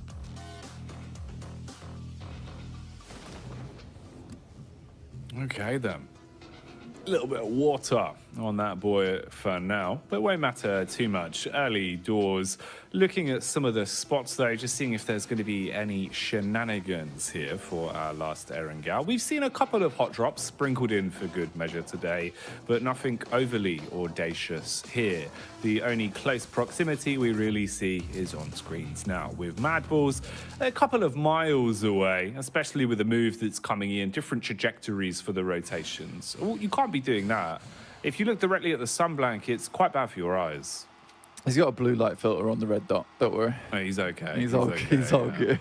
I was worried there for a second. His retinas will be taking damage, Blank. Oh, absolutely. Won't be able to see for the rest of the game. Just have like the smallest pinpoint of vision towards the center. It's just really realistic PUBG Mobile. Yeah, I've looked at the sun. And I can no longer see. It's not good. Can we get a rematch, please? Rehost. I've been flashbanged by the big orb. What is big orb in the sky? I do not understand. Where has this come from? Who is he? Yeah, it doesn't be like the, oh my God, the bear in the it. big blue house, mate. Yeah. You know? We'll have to Say hello explain to what the sun is. Well, everybody. No, I'm only joking. But we are going to head over towards the northern side for the time being. NBE Sports, I don't think they've done too badly at all. Kaze's kind of been like the main driving force of the team, though, right? Yeah. Hitting some really, really good shots recently, but again, some of their rotates feel just a little bit lacking, you know, getting caught on the edge side quite a few times, which doesn't feel great for them as a team, because I do think that when this team is put under pressure, some of their rotations to try and extricate themselves from those positions become a little bit haphazard. I think they've been fortunate on some of these other games where, for instance, they had an opportunity on that last match to escape and they zoomed in over towards Inco and immediately got put down by them. But that could have been a much better fight if it wasn't the fact that Becker just withstood the force of a vehicle going 60 miles per hour. Doesn't make much sense to me. FaZe, though, immediately take a knock. Zfan will move up. Mormon has only got the shotgun, but a great drop shot there will take down Shifan. A little bit of that greed being punished away there in the box compound. So Mormon with the AK, slays from far away, throws the clip back in, as they will hit the DECK. Gets the res back off as well. Meanwhile, Car Chase City is the name of the game here, it seems. Ooh, contact from the side, though, baited in as they pulled into Quest's domain. And right now, they are ready to rumble. They assault onto the close range players. Ooh, good damage done onto the getaway vehicle as well, as Al Haji is throwing out the bullets. And they're chasing the Quest convoy hard on the tail, Blank, looking to see if they can actually fight this one back and chase him down. I mean, they desperately need the points, right? And I mean, FSS is moving straight up towards the top side of Everest, trying to escape as quick as he can. Get his level 3 in hiking done here. Fahidan sends towards that top side, just tries to spot for him, but I don't think FFS is going to be in this situation for too long at all. Al Haji will just be medkitting away, gets himself back up to full HP here. But FaZe, I think they did a pretty decent job to sort of resume operations after taking that initial knock there from Zfan. And it will be N-Hyper who really does suffer the consequences of getting too aggressive in this location, dropping down to just 2 players now. DX on screens here, getting the looting done. DX been a little bit less uncontested in terms of fighting for common drop spots. They've been willing to actually mold themselves into less common drops or work around some of our other teams. That's something that we are now seeing from them, which was quite uncharacteristic of what they were doing game in, game out, at least back during the regulation part of the group stage with the full group green. So shows at least some smart adjustments for them there. FS did at least get away. He's been able to run down and avoid Quest's onslaught. Yeah. But what have you really got left, man? The entire team off the back of that was basically split in half, right? Like, sure, they're still alive, but you're down to just 2 with low HP and not really much to work with in terms of the early loot either. You haven't had a chance to kind of pick anything clean. So rough start for them, to say the least. Yeah, I don't even think FS even knows where he's going at this point in time. Sends up towards Zaki, of all places. Enigma Galaxy make their way in towards Rozok. I think this is a bit of a lion's den that you don't really want to get into too early on. Easy gets taken down by FaZe, who pick themselves up yet another point on the match here. Quest tries to come in for a little bit of retribution. Al Haji spots out, but Onzen's very ready for the same peak again. Doesn't try to go for anything fancy here, and Quest realizes it's probably just a good idea to bail out this one. Gladiators up towards the northern edge of Georgia Pod, still looting. They've got a lot of time ahead of them to make this one happen. A lot of teams did shift themselves over towards the eastern side of the map, so a lot of this western edge is quite free, and a lot of the infighting that has happened between FaZe and Hyper as well as Quest. A lot of these teams haven't made their initial rotates yet. Zerich spots onto Ralph from Enigma Galaxy. You got Freak on the side here, but Zerich is very quick with it, in and out of cover like a shot here. Trying to hard commit and does pick it up, landing the follow-up shot. Ooh, quick pre-fire as well. So Zerich was paranoid about the peak there, coming around the corner a little bit quicker than he had anticipated for. Does go fast on the chase, but already with the engine purring, they're just trying to get away and avoid just losing most of their stock here in the Mad Bulls territory. So give up the fight on that one. We get a cameo from Reject Tokyo as well. They seem to have done a good job of finding themselves 4 vehicles to work with. So rotates now going to be a bit of an easier piece of the puzzle for them. And they're also heading over towards Rozhok. So you do have a potential here where you're going to have quite a few close grouped squads actually, especially with Nassar pushing further down. They might actually get a bit of a read on this one. So room to breathe. Big split for them as well, actually. Basically running a buddy system of 2 players apiece. On the bridge cam to the left, you can see Rosemary as well, starting to inflict some damage towards FaZe. That's another hot spot. In terms of the heat map there, Gladiators towards the top, just above Quest. Quest that seem to be edging closer towards FaZe after hearing the dinner bell being rung.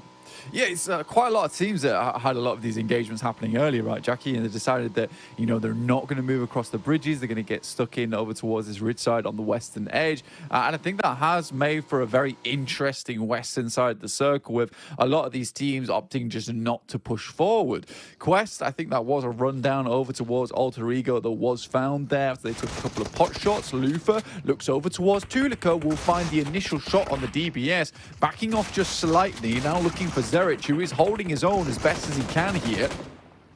Oh, felt like that one was a little bit sloppy to get the final pickup there in the end, but they're still fighting for it, still looking to close things out. Frozen, fragmented from the rest of the squad, peeks out through the smoke.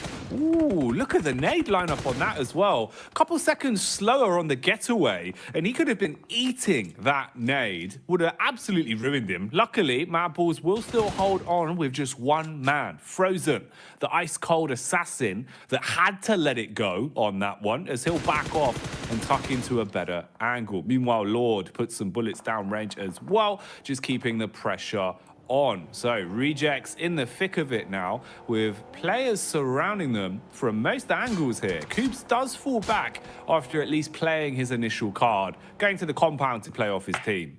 Yeah, it's actually a really strong spot that Rejects able to pick themselves up there. I mean, it's not an easy one to immediately take control of. Alva looks over towards Quest, will find 2 of them, immediately sprays both of them down. It will just be the 1 player left remaining now for Quest in Fahidan. Our Alter Ego desperately needed those points as well, up to 4 now total. And I think for them, you know, currently in 9th place, 36 points. That takes them to 40. So they're not in the worst spot in the world, but it's not great either. Let's put it that way. I think for Nigma Galaxy, on the other hand, still need to get some more points on today, realistically. And Hyper currently at 10 points total, 0 points on the game. You know, there's a couple of these teams from Group Red that really do need to get a move on at this point in time. But this is one of the more infighty lobbies we've seen throughout the entirety of the survival stage. Yesterday was just quite dominant. A lot of smart maneuvers going around. This is very scrappy, I would say, in terms of the fighting that's been going on. Yeah, that does sum it up pretty accurately. It's been a very, very scrappy affair. Close quarters combat being the aggressive maneuver here from Alter Ego.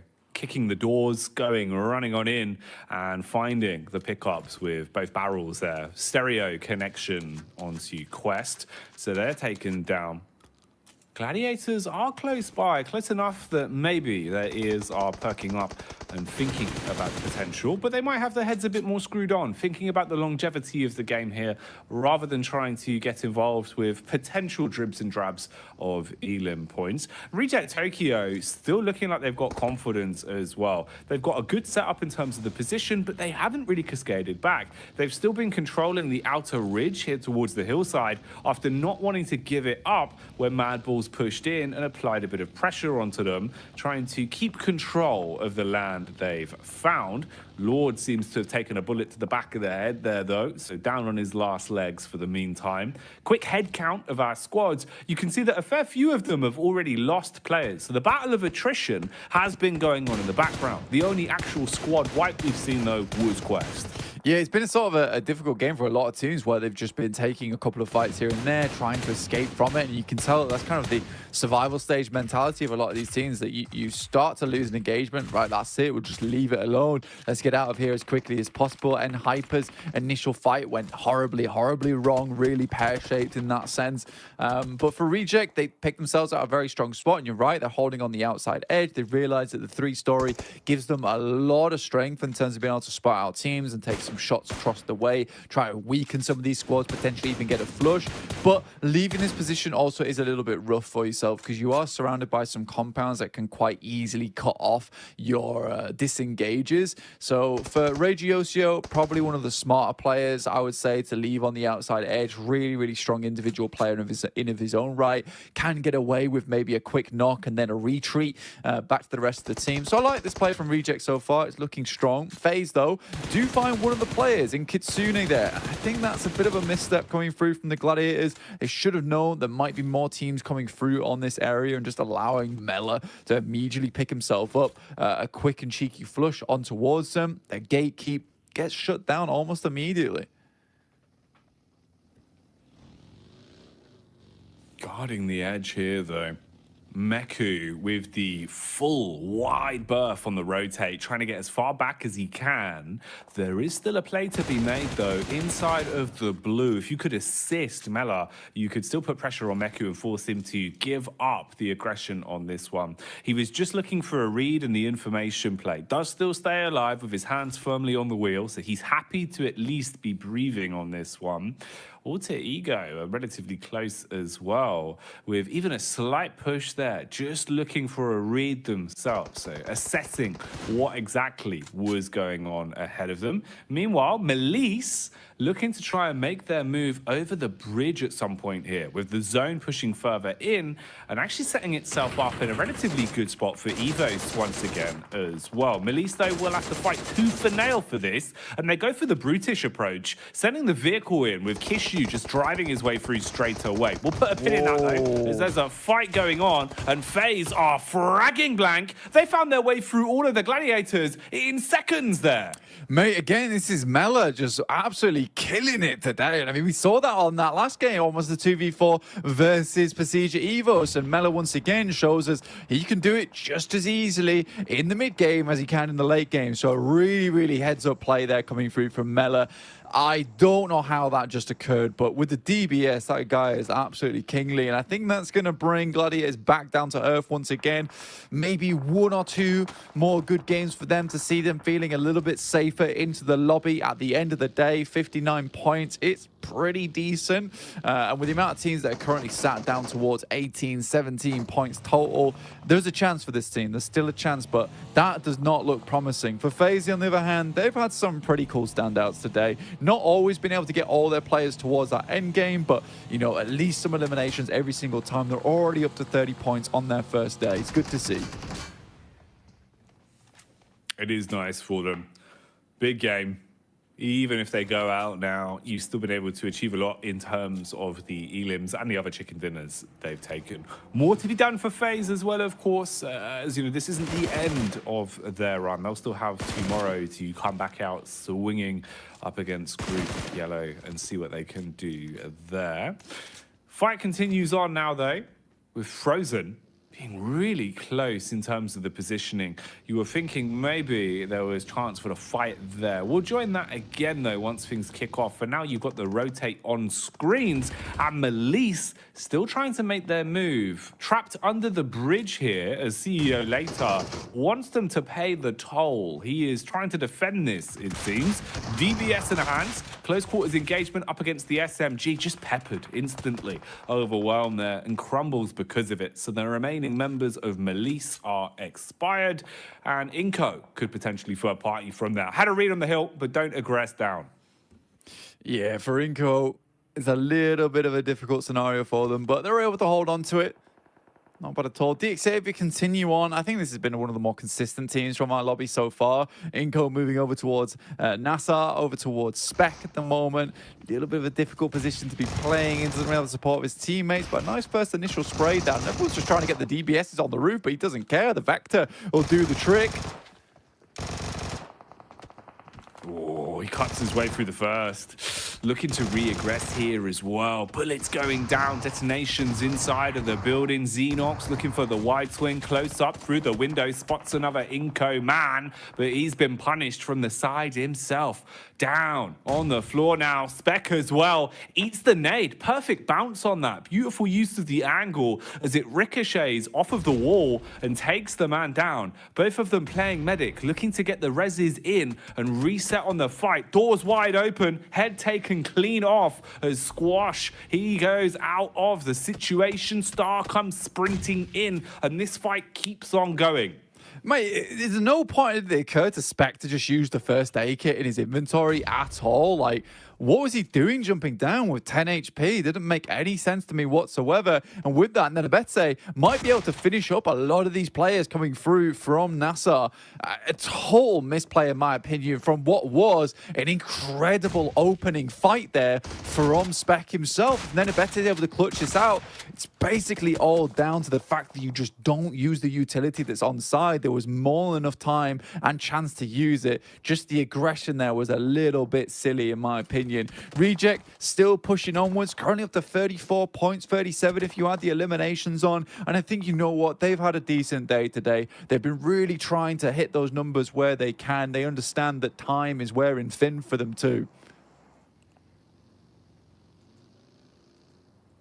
And the gap between DX is closing as well. Similar sort of story for Rejects, it seems, as they go for the swoop in and look to command respect here in the compound clash. Sarah, the bicep man, hits the first as Link goes down. Lufa again aggresses onto Misery, and one by one, Evos are becoming extinct as they are falling out of the server quite quickly. Luxy, though, wants to try and save face. Nades thrown in.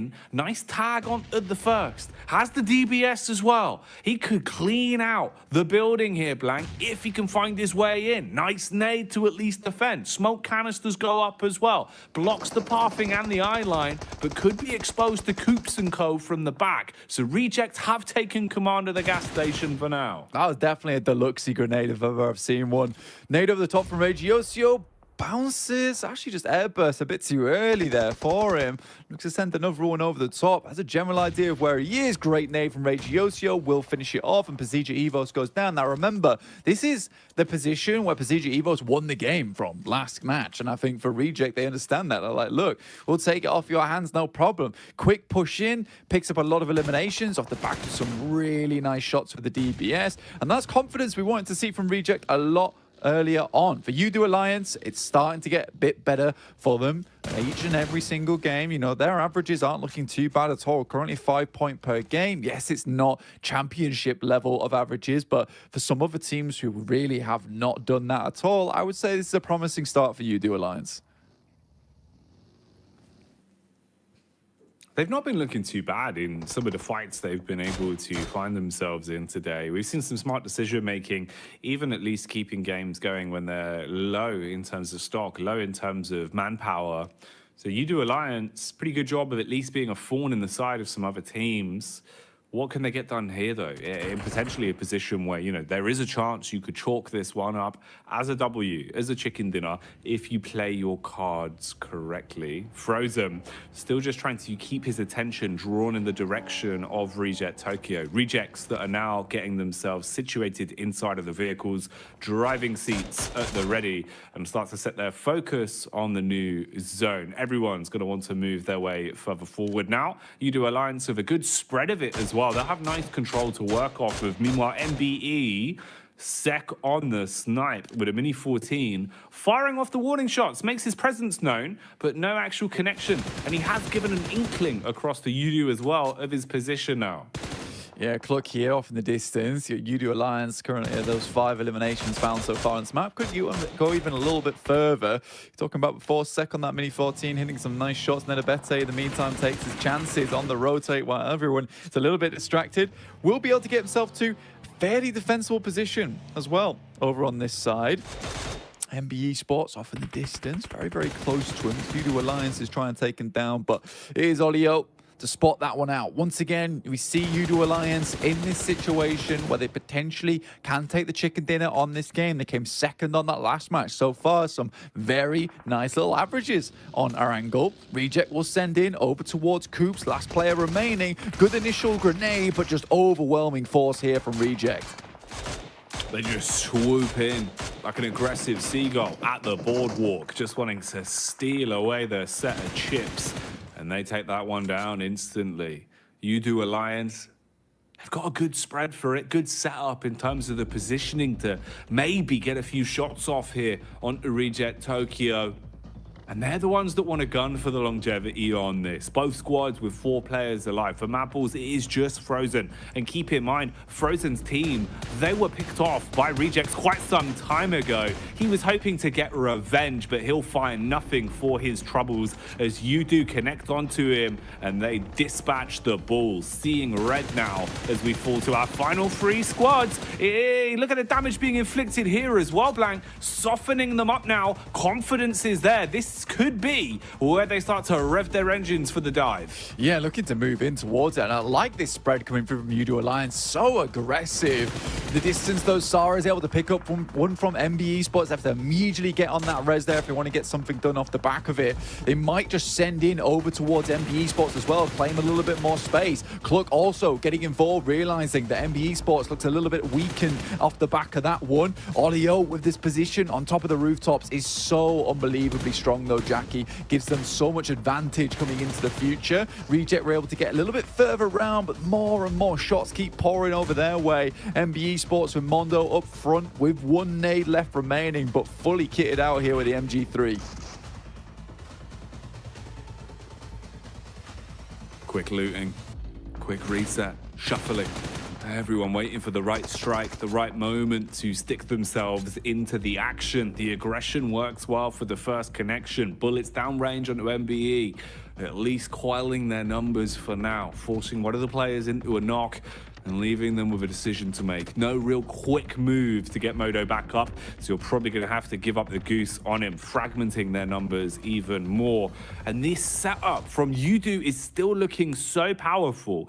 Every time there's a peak, they have the geometry to defend themselves whilst dealing damage. They've got set up, so if there is contact, someone else can help out as well. They could play for trades pretty efficiently from this, and all they've got to do is hold. Everyone else sitting on the edge of the rim as well, not wanting to push in yet. The zone will be the only part that could potentially throw a spanner in the works for them.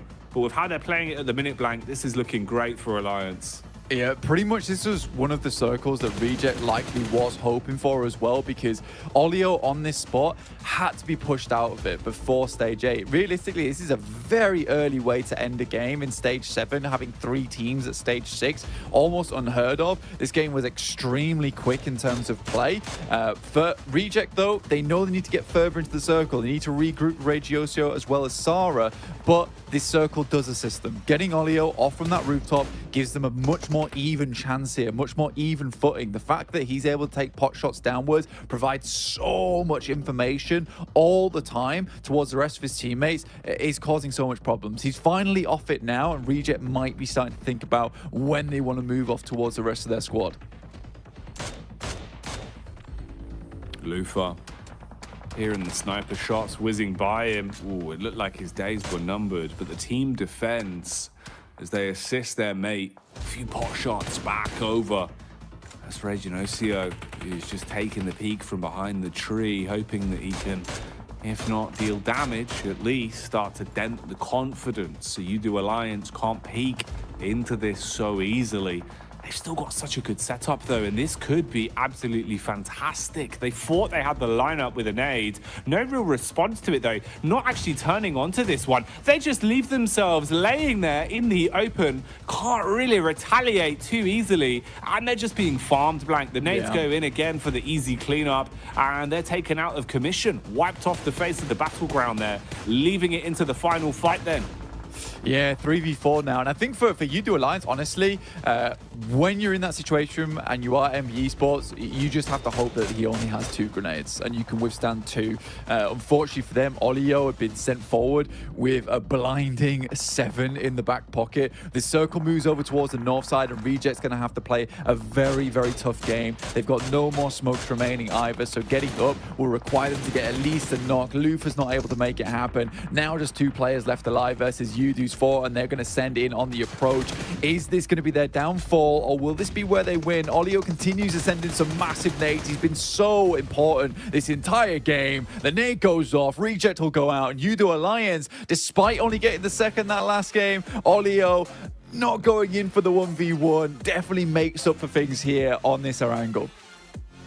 You do take those wins, Blank, as they're pulling off another one. Coming out swinging here. You're going to be happy with that. You're going to be in a position now where things are looking a lot better already. They were a team that today looked like they were kind of nipping at heels and at least keeping themselves in a good position. Now it actually seems comparable to think, you know, if they could maintain this, Blank, for their day 2 tomorrow as well, alongside potentially the next 2 games we have coming up, then Alliance are actually in a much better position than it felt like potentially they were going to be coming into this. They're looking good in the survival stage right now, taking to it quite comfortably. Yeah, it's a really nice jump up from them as well off the back of that game. I mean, Olio, again, 1,088 damage done, only 84 damage received. I think their setup on that was very nice as well. Or towards that northern side, they had, I think it was Iftar or maybe Flax, who was up close, just holding out MBE Sports that entire time. I think they had really good control over both Reject and MBE Sports, not allowing either of those teams any breathing room whatsoever. And that came with an aggressive hold, right? You know, they had to have the big split going there in the end game. But yeah, really impressive from Yudu Alliance. And I think Olio will be certainly pleased because sort of gave himself up a chicken dinner last game, even though he didn't know it. This time around, definitely secures for that chicken dinner. In the meantime, secure your seatbelts because we're heading back over to the desk.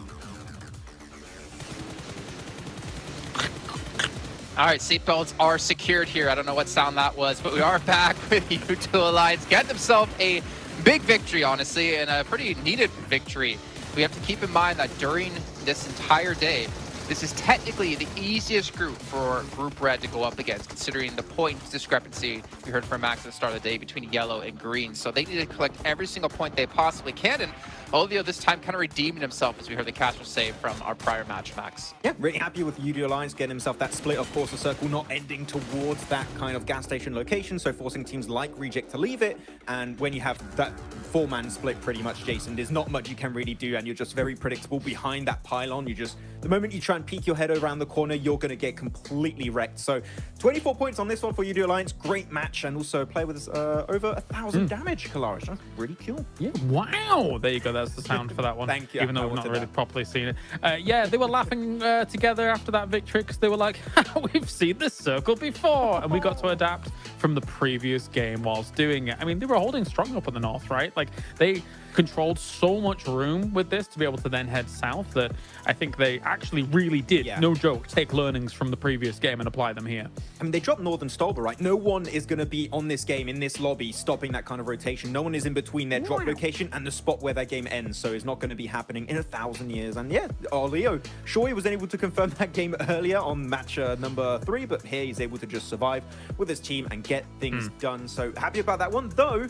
If I want to take the conversation another way, Kalaris, is Reject knew how strong this time around the Procedure Evo's gas station actually was. Like, how about we crash it just like 5 minutes earlier in this match and maybe win the game? Yeah, good idea.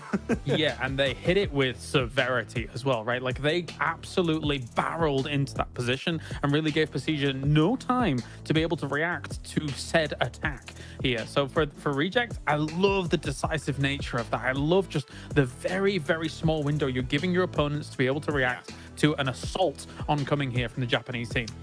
Real quick, as we see in 21st place Quest, they have only 2 matches left to go before they're done in the entire survival stage. If they want to have any sort of chance, they have to come up big in these last 2 games. Otherwise, that's going to be one of our teams confirmed going to be out. But Enigma Galaxy, man, Max, 24th place. They have not been able to get anything going so far. I think that Jackie and Blank were talking about it also during the games, and I did come up to that like kind of conclusion myself also, is that they're just struggling to get cars, and because of that, you're very vulnerable to teams that are going to be on your path to the circle, and that's just been happening so many times for Enigma Galaxy, losing Coops, losing Lord, losing Freak, and then you just don't have the players to really compete for that possible win. So yeah, they got to get more cars. Really, it's as easy as that right now. I know I'm making it seem very easy, but if they get 2, 3 cars, 4 cars if possible, you're instantly taking way smaller risks while you're trying to get to a good POI in these circles.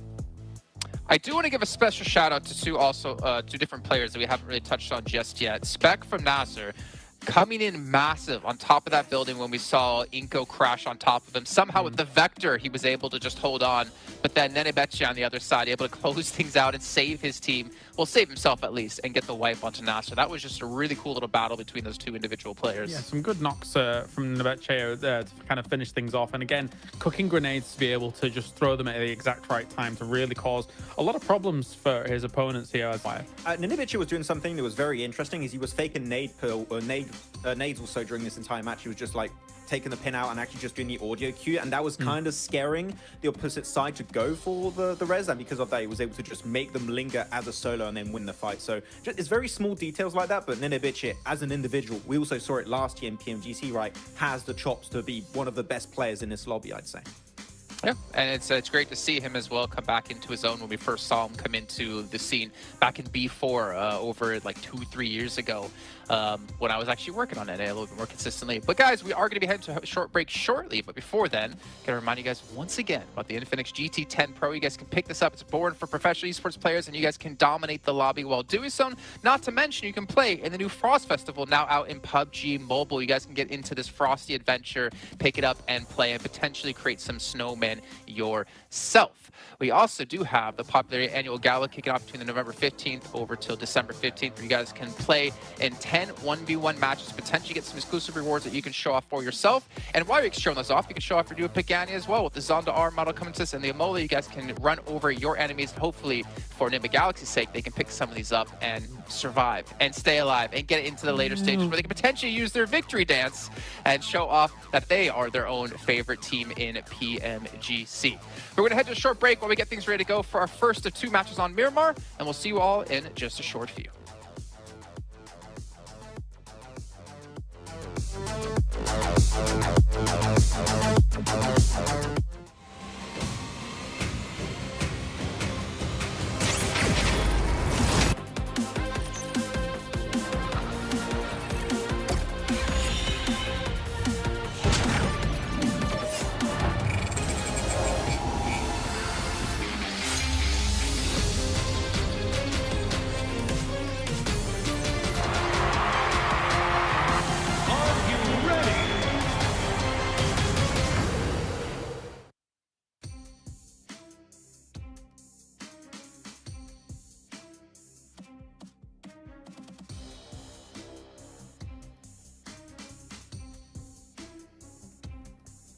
And we are moving into Miramar, 2 of them back to back to be precise, to finish off the second day of the survival stage. Blank, it has been a bit of a journey we've already been on, mate. The Eren girls, the initial Sandhawk as well, all of them have had a bit of a different flavour. I wonder what's going to be sort of, you know, the taste left in our mouths after these Miramar games. Yeah, well, I mean, man, I don't know. It might be a sour taste, might be a bitter taste for some of these teams, might be a very sweet and delicious taste for some of these teams towards that top side, feeling very comfortable, feeling very safe. For you do Alliance, that is a really comfortable game on that last one. I think that Max and Clive mentioned it. Look, it was just the same circle from before, and they have a very easy and very nice little crossing down towards that position. And they essentially just played it how they would have wanted to play it that last time around. So really, really well done to both of them. And I think for, honestly, Reject, they'll be happy with a 3rd place on that one, a 2nd place on that one, get some good points on the board overall, which they desperately needed, right? And I think that consistently today, Reject's been doing pretty well.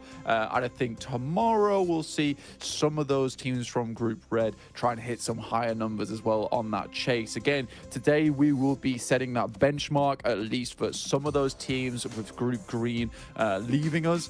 And I think that's the most important thing for a lot of these squads to be taking a look at the end of the day, is where that 16th place lies. Currently, it is with Malise Esports at 25 points. Okay, then. What are things going to be looking like in terms of the points after this first Miramar? What drastic changes are we going to be seeing? All big questions that will have a large influence on the overall standings, but we'll find out as we kick it off. The plane has taken off and we're flying over Miramar. If you take a look out of your left window, you'll see water treatment. If you take a look out of your right window, you'll see power grid. Please keep your arms and legs inside of the plane at all time. Now I'll pass you over to your captain, Blank. It is me, and also disregard that last comment about keeping your legs and arms in the plane at all times. At some point, we are going to be tossing you out because you're going to have to get into this match, gain yourself a couple of these points at the moment, because this is not a safe run from us. It's going to be quick, dirty, and it's going to be fierce going into this Miramar. This is our first of two before Group Green will end their run here in the survival stage and see just how many points that they have been able to put up and get in. Currently, Quest is one of the teams very much in danger at this point in time. Currently played 10 matches with a measly 17 points, currently in 21st place. It is going to take a gargantuan effort from them in these last two matches, and quite honestly, I just don't think it's possible, and this might be one of our first teams to be confirmed gone over in that bottom 8 of the lobby for the survival stage. They will not be making it through to last chance unless something absolutely insane can happen here on these last two Miramars, which I just don't think is going to happen. No, it would have to be miraculous. Not quite sure if it'll be going that way. We did have Maxman coming in with the hot drop breakdown as well. He gave us a quick lay of the land of the potential positions and clashes that we could be seeing. DX versus MBEs was one of them in El Pozo. And then the other potential that doesn't seem like it's happened was FaZe versus Evos as well. Max had been taking a look over the VODs. So he had basically came to the description, Blank, that we might be seeing those as the common drop spots. At least this time, it seems like some of the teams have got their heads screwed on and haven't wanted to run the risk of a hot drop this late into the day of competition, especially with some of them actually having a good day of it as well, like for Evos, right? Running the risk of that, not going to be ideal. Not the best playing path for it either as well. So that's why we've avoided that one. But honestly, probably for the best, mate. These hot drops are getting a little bit too warm, Blank. It's like being in a sauna, but you don't really want to be in there. You thought it was an ice room. Yeah, it's currently 1 a.m. The janitor locked the door. You're stuck in there. They've turned off the lights. It's a horrible experience overall. You're sweating. You're not sure what's going to happen. You're just going to have to wait it out and move out of the old sauna in the morning looking a little bit mummified. But in the meantime, we'll keep you guys nice and cozy at least. And we'll be there with the keys in the morning around about 7 a.m. because I don't wake up too early. But looking at this plane, obviously it wasn't too great for either of those hot drops on this side of things. Difficult to get down towards Chumacera anyway, so a lot of teams had to go for something just a little bit different. On the cards here, we do have MBE Sports up towards El Pozo. In the meantime, Gladiators playing towards their preferred drop spot in La Cobreria. They have been trying to switch things up just a little bit recently, moving further down towards his south side outside Hacienda del Patron. Certainly have done their homework though.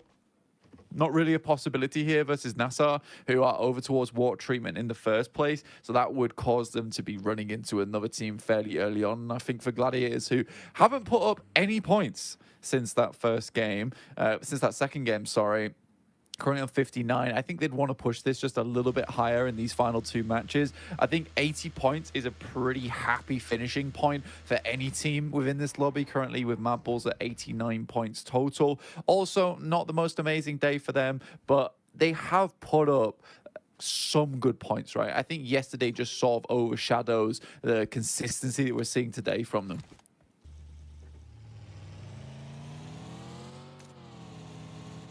It's been an interesting day for it as well, man, because I think it's made it so hard to really, truly assess the situation. I don't even know by the end of today, Blank, if we'll have the best lay of the land of how things are going to look by the end of survival stage, because any sort of the theory we came into it with initially with, you know, kind of the idea of Group Green being the real big group of death that it was, that had so many top teams in it, translating into survival stage, felt like it kind of wasn't an accurate depiction of day one.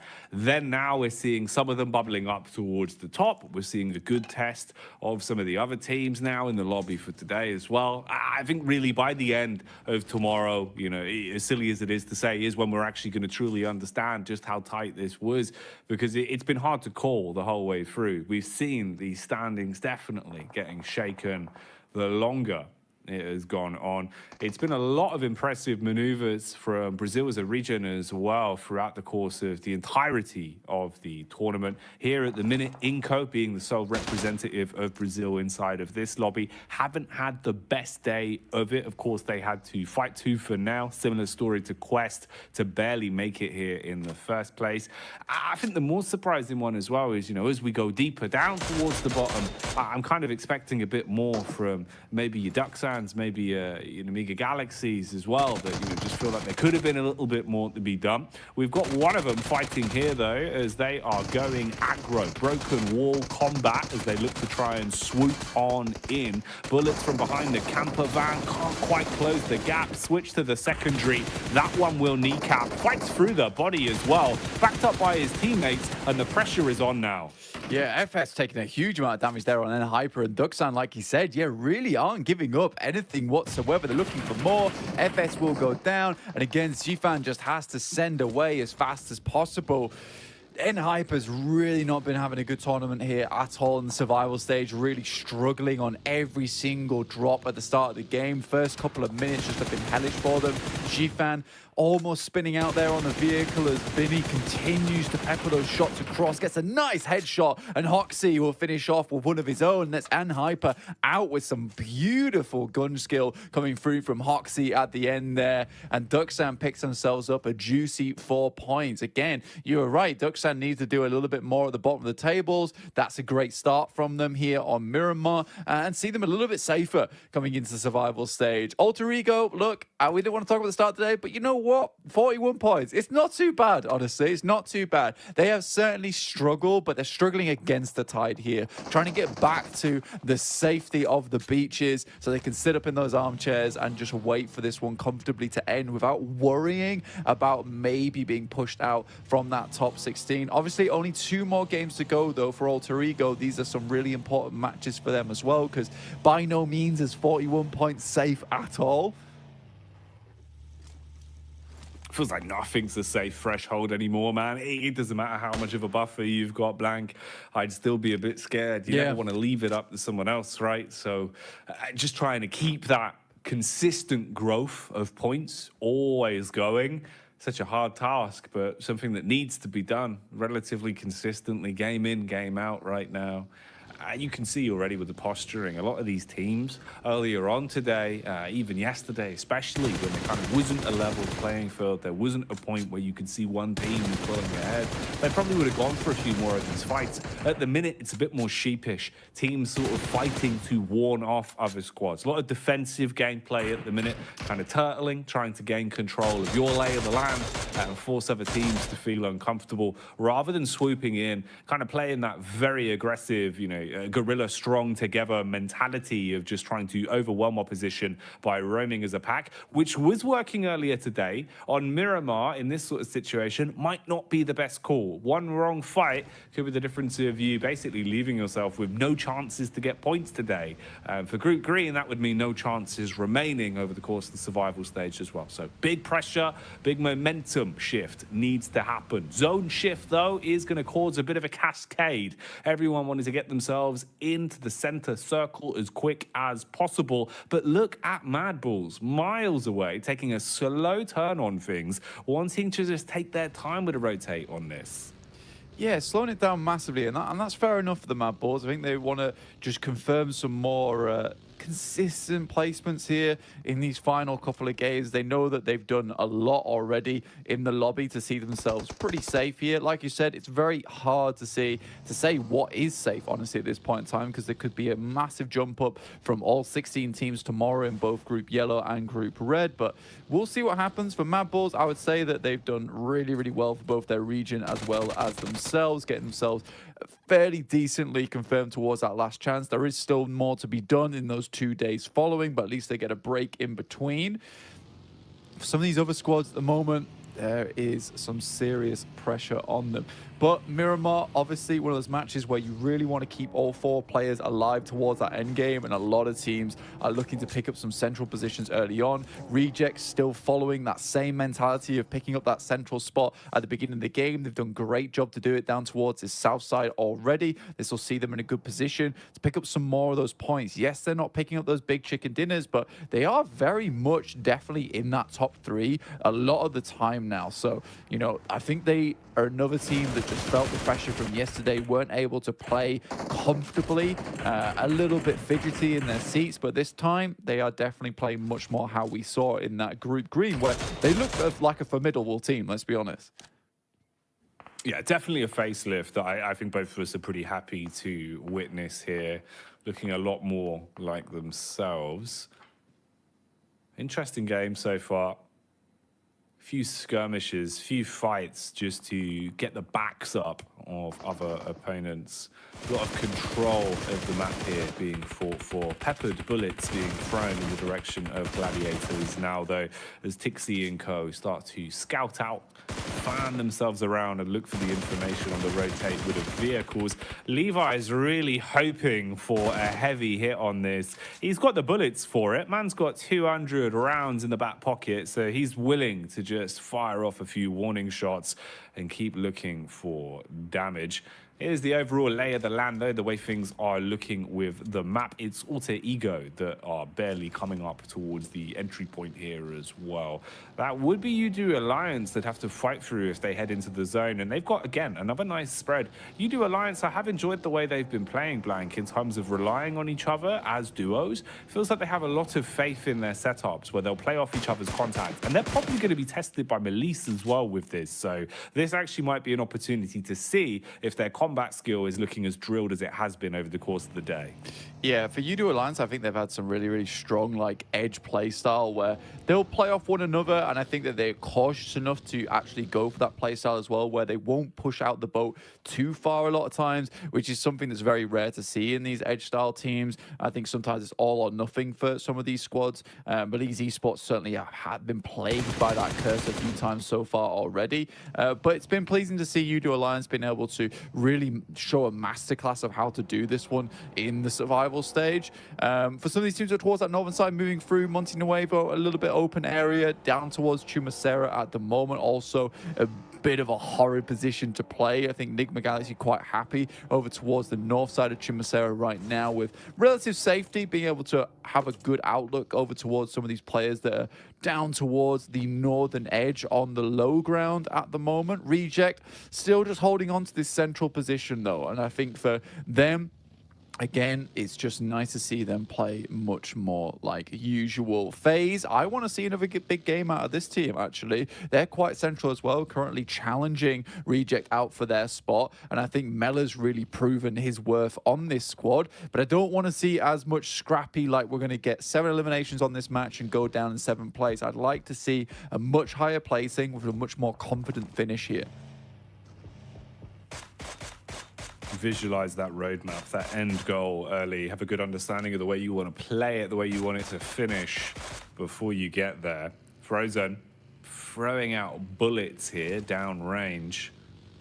You've got great high ground, great understanding of where everyone is. Ooh, Frozen, he's been drawn into a fair few fights today that he's looked so confident in. And seeing Frozen playing with confidence is really fun to watch because you know he's a bit of a one-man army. You know that he can take these fights and single-handedly win them pretty confidently when he is playing his best. And the fact that he's instigating a lot of these, looking to just try and pick up elims where possible off the skin of his own back, and his team's giving him the extra range to do so, bodes well. It makes me think they're all feeling pretty confident individually. That might have been an air of overconfidence, though. Gladiators on a scouting mission have been skewered. Duxan have engaged onto them, found the first knock. Matic has to get haphazard with the automatic because he sprays back some bullets. Yeah, tag sure, but not actually finding any frags out of it. Driving and healing, that's illegal, but he will pull it off and get himself back in the zone. So Hoxie being able to maintain good movement here as well and get ahead of Gladiators. This has worked out pretty well from on the rotate, unless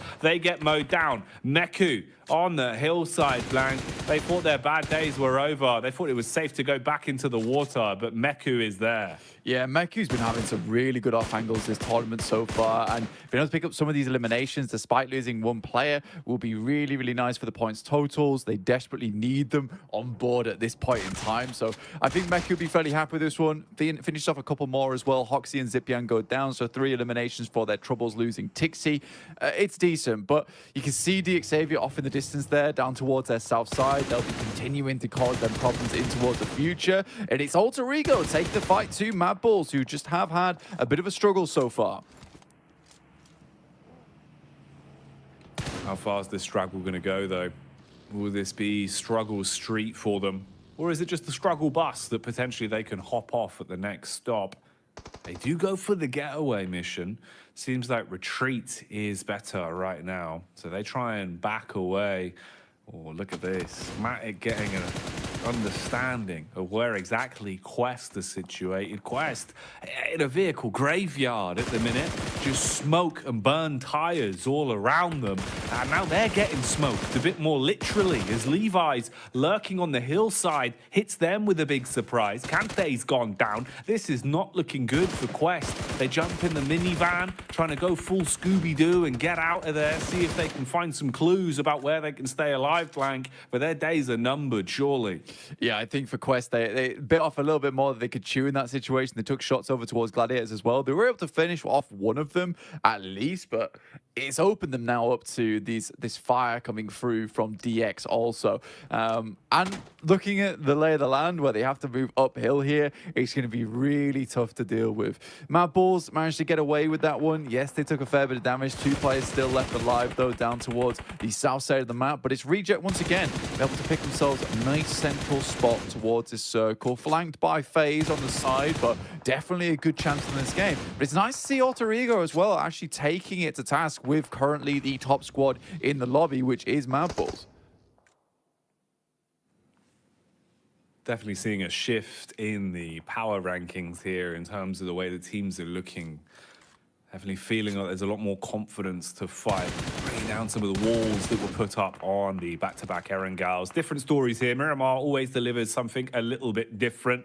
Grenade-based combat seems to be the play here. It's like a game of badminton, as those nades will go flying. Lamborghini wants to make this one look like a shuttlecock, sends it out as it will whiz on by and be miles off target. Wind must have caught that one. Yeah, I mean, you always got to blame the wind at the end of the day in that situation. Junie, though, can't really escape the bullets that come whizzing at him. I mean, those have got a pretty direct trajectory on those bad boys. Quest attempts to try and get involved to maybe open themselves up a little bit of an avenue of approach versus DX, whilst they were slightly distracted by the final player coming through from Duxam. More shots coming through from Nigma Galaxy, though. Over towards Alter Ego, off in the distance. Currently taking a 2-2 split, also holding out MBE Sports as well as Nigma Galaxy. But I imagine at this point in time, Otka as well as Rosemary want to regroup with Fnatic and Alva over on this western side. If they can get out of there, that is. And they even stay alive and keep themselves in a position to fight. Inko here, ooh, hefty connection with the nades. I mean, you're still standing, you're still alive, and in the fight, barely has Squash. He must have taken a ton of damage from the shrapnel on that. Melisto, so heavily focused on the team in front of them, don't realize they're being backstabbed as you do Alliance come in, swing the scythe, and take Melise out of the equation. Quick heal in the vehicle, quick reset, and then set their focus on getting out of here. They don't like the chances of the engagement versus Inko. They're happy with the points that they stole from that one, and instead focus on calming it down, going off to a better position and playing the longevity on this one. Love to see that from the Udo Alliance. Actually really starting to play some great PUBG Mobile over the course of the day, Blank. It's felt like the longer we've seen them going, the more they've looked confident, the more they've warmed up into the day, and it really feels like they're hitting a bit of a stride now. Yeah, I mean, it's a great read from Udo Alliance as well, because they sense that that fight is very, very clean.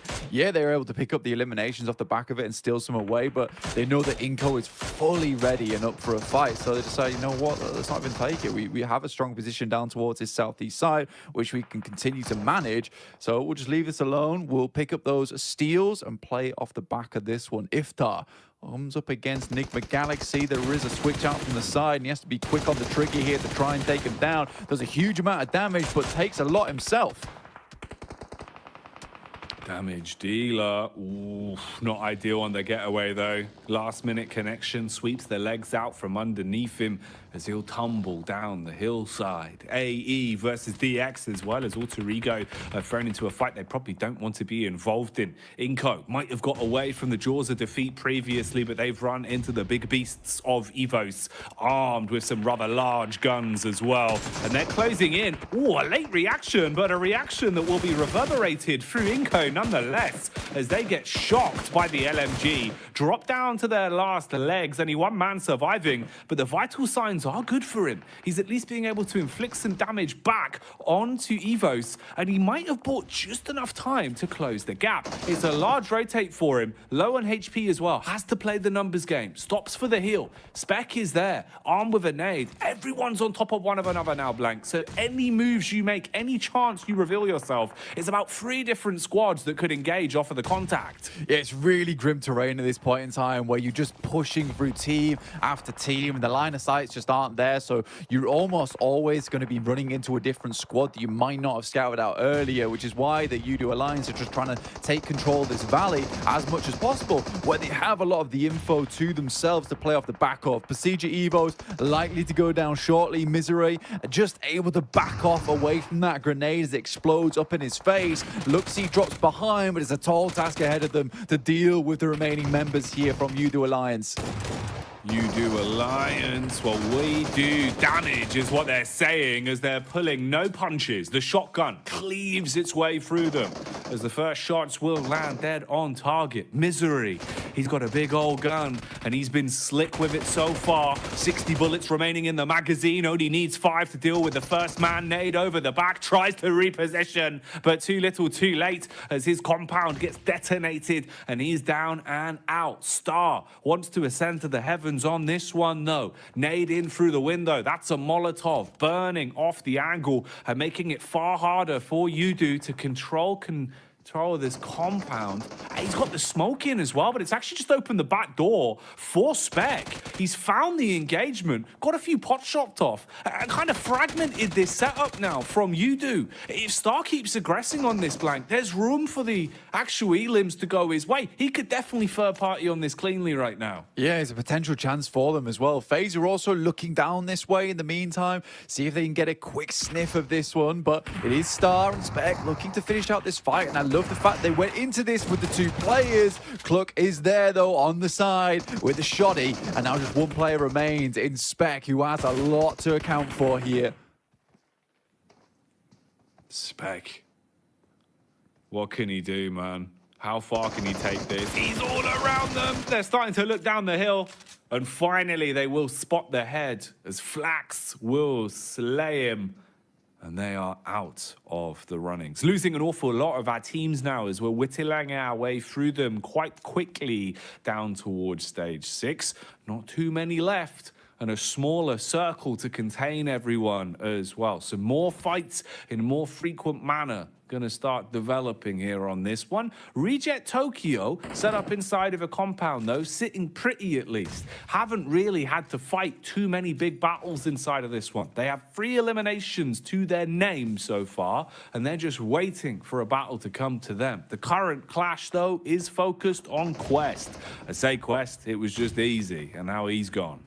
Yeah, I think for Quest now, we can pretty much say that they're done and dusted. It's not likely they'll be getting into this last chance. So I think that was our last bit adieu to that team. I think they've done very well to get here, but that's probably good night to them at this point in time. Enigma Galaxy trying to get further into this match have had a bit of a struggle day over the last 5 matches, but this one looks a little bit better with 4 players still left alive, you know, 4 eliminations as well. This is a good start, at least something And this is probably one of the most even and scary lobbies to finish a game off. We've got 3 teams, 4 teams. How many teams are 5 teams with 4 players left alive. It is going to be all-out warfare as we move into stage 7. This is going to really tighten up, and teams will be forced to fight one another. FaZe has got a really, really big task ahead of them as well, because it's going to be a lot of different teams that they're currently having to manage. Everyone understands how strong this high ground currently is, and FaZe doesn't want to give it up. I think they would have hoped that more teams would have gone down at this point in time. But again, this was a match where they had a nice central position. It's one where I wanted to see more of their players make it to the end game and get a big chunky win off the back of it. But by no means is this an easy test at all. We've brought out the hard papers for this one. Big point score, but an awful lot of risk taking is what's going to be coming up in the next couple moments then. No easy ones, no freebies this late in the survival stage. It only gets harder. There's only more pressure on you. And we'll see how well our teams can deal with that as well, because that's the human element of it. PUBG Mobile here in such a big tournament, the most prestigious of the year with PMGC, you really start to feel the reverberations in every play you make. A single mistake is the difference between your legacy and PUBG Mobile. So what have they got for us? Edging further forward. Lufa on the flank towards the backside. Closing in on FaZe. You get the Alliance POV here. They push up towards the center camp, looking for control of the shed, trying to gain some high ground to play with. Ooh, nades right on target. The Molotov burning brightly. They're trapped behind the rock. Flax is already down. Quick peek from the second. Ventores should be able to close his way through them. Wants to get vicious. An assault here, looking to punish. Parajin, meanwhile, sees the rotation from NVE and detonates their wheels. So they're not getting anywhere quickly. Yeah, for MBE, this is a really important game for themselves, alongside with Enigma Galaxy, who lose Ralph off the bat there, as Udo Alliance are dealing both with FaZe and Enigma Galaxy at the same time, but they are dwindling now. Forces really losing at an alarming rate. Flax comes over the top side with the DBS, finds at least one, but he just has to spray the DBS, doesn't have enough time to pull out his M4 there, but it will be Enigma Galaxy staying alive there with the 3 players, but 9 eliminations for Udo Alliance. They'll be pretty pleased with that one, but going down in 6th place will not give them that many placement points, and that's the difficulty at this stage in the game, with so many teams still remaining in. In the meantime, Reject are pushing in so quickly over towards this position, swiftly taking control. They haven't lost any players as of yet, and Lufa's on the top floor will drop back down again towards the garage side as they slowly pick apart the guys from FaZe. Reject. They want to gain control of this compound. They want to take it for themselves, deal with the inhabitants that are there currently. And right now, Lufa strikes on the first, cleans the man up, taking them out of commission and keeping the pressure on FaZe. FaZe that are starting to rebuild, reset, getting the res off so they can play together. Attention focus on the man outside, but it's the people in the building that you need to be worried about. Drop down connection. Lufa tried to go for a hell of a play, but he's been slain. Mela replying back with a shotty as well. Good for 2, Blank. Could have made that uncomfortable. Mate, Mela has been an absolute firecracker of a player so far. Some unbelievable plays coming through. You know, as soon as he starts tapping that trigger at the speed at which he does and starts quick flicking towards these players, it could be a 1v3 no matter the situation. But luckily for Reject, they get out of there with 3 players left alive. Not an ideal scenario, but pretty good, all things considered. NBE taking a lot of damage to Enigma Galaxy. 2 teams that really do not want to go out early here. In the meantime, Reject looking to stamp their ticket through to the last chance stage. What a nade over the top there. Luckily, Sarah just about lives it. Knows he has to move away. Duello's down. 1 player remaining now for Reject. This is all crumbling. It's all falling to pieces quite quickly. The dream for the Japanese side that they'd be able to revitalize themselves in the last 2 games of the day, be able to show up when it matters most, is quickly falling away from them. But maybe a window of opportunity, timing and attention taking off of them as you've got DX roaming in, putting the pressure on the aggravating squad that has been fighting from the top of the hill. giving Rejects at least a moment to breathe. But it's just Sarah. It's just one man with a big set of guns inside and outside of the lobby as he starts to scuttle his way around the shelf, looking for a peek up onto DX. Meanwhile, Freak aggresses downhill, puts the shots into MBEs and keeps the pressure on them, Blank. Sek as well, taking damage. MBEs are going to expire quite quickly if this keeps up, and we're getting closer and closer to deciding who takes the chicken dinner here on Miramar. Huge chicken dinner required here for Nick McGannis to keep themselves in the running going forward. And Freak finds the last player coming through from MBE and Akaze. Coombs looks down towards Sarah, drops a Molotov, will reposition him, and Lamborghini would have spotted him if it wasn't for Lord, who makes it up towards 12 eliminations. DX, the only thing standing between them and a 25-point game now. Only one nade, one Molotov, a whole bunch of utility on the side of DX, and it would be a miracle run now for Nigma Galaxy to finish this one out with the chicken dinner in tow. Now, don't forget DX's nades. They are so damn good, and this is why. They've got so many of them to use. Their comms for the timing on double nades is normally pretty picture perfect, and right now they are blowing Lord to pieces with it. You've got a nice knockoff onto Freak, looking to aggress the close on the damage done to Lord already. The shotgun's pulled out. Coops, he goes down for keeps, as that one's going to be DX snatching away the chicken dinner and securing themselves the opening win here on Miramar. I mean, DX Xavier has been a team that we've not talked about too often, but they have just been really good today. Honestly, the amount of times we see them in the top 5 is sort of flabbergasting, honestly. I've been really impressed with this team, and that's coming from a guy that didn't really enjoy their playstyle back in the day about a year ago, and I think that quite comfortably I can say this is a very strong team, if not one of the strongest teams, that has a great chance to get towards the PMGC Grand Finals after this. I mean, some of their control has been marvelous, and like you said, those nades are just picture perfect. Man, one of the things that always seems to ring true with DX is exactly that, just how well they use their utility blank. They're never really caught off guard in a position where, you know, they're low ammunition. It always feels like they're so stocked on rounds, so stocked on utility that they need, and they use it smartly. It's not a matter of, you know, we get to the final circle, all of a sudden they throw all their smoke saying, we've got to use our nades. They use them calculated, they use them efficiently. Offensive utility is used to open up fights or close down fights. They're not just thrown carelessly into the wind. We get the stats highlight here as well off the back of the chicken dinner for DX, and fair play to him. You know, I completely agree with you. I think that's a deserved win, and one of those where it shows that DX do have a lot of talent. We're seeing more of it now, especially as the day's gone on, Blank. It feels like they're looking more like themselves. It's a strong, like, 3.6k damage game on that one, and everyone's doing fairly similar damage across the board from DX Xavier, so no one's really slacking, no one's really dragging their feet either. I think for DX Xavier, it's just been wonderful to watch them during this entire tournament.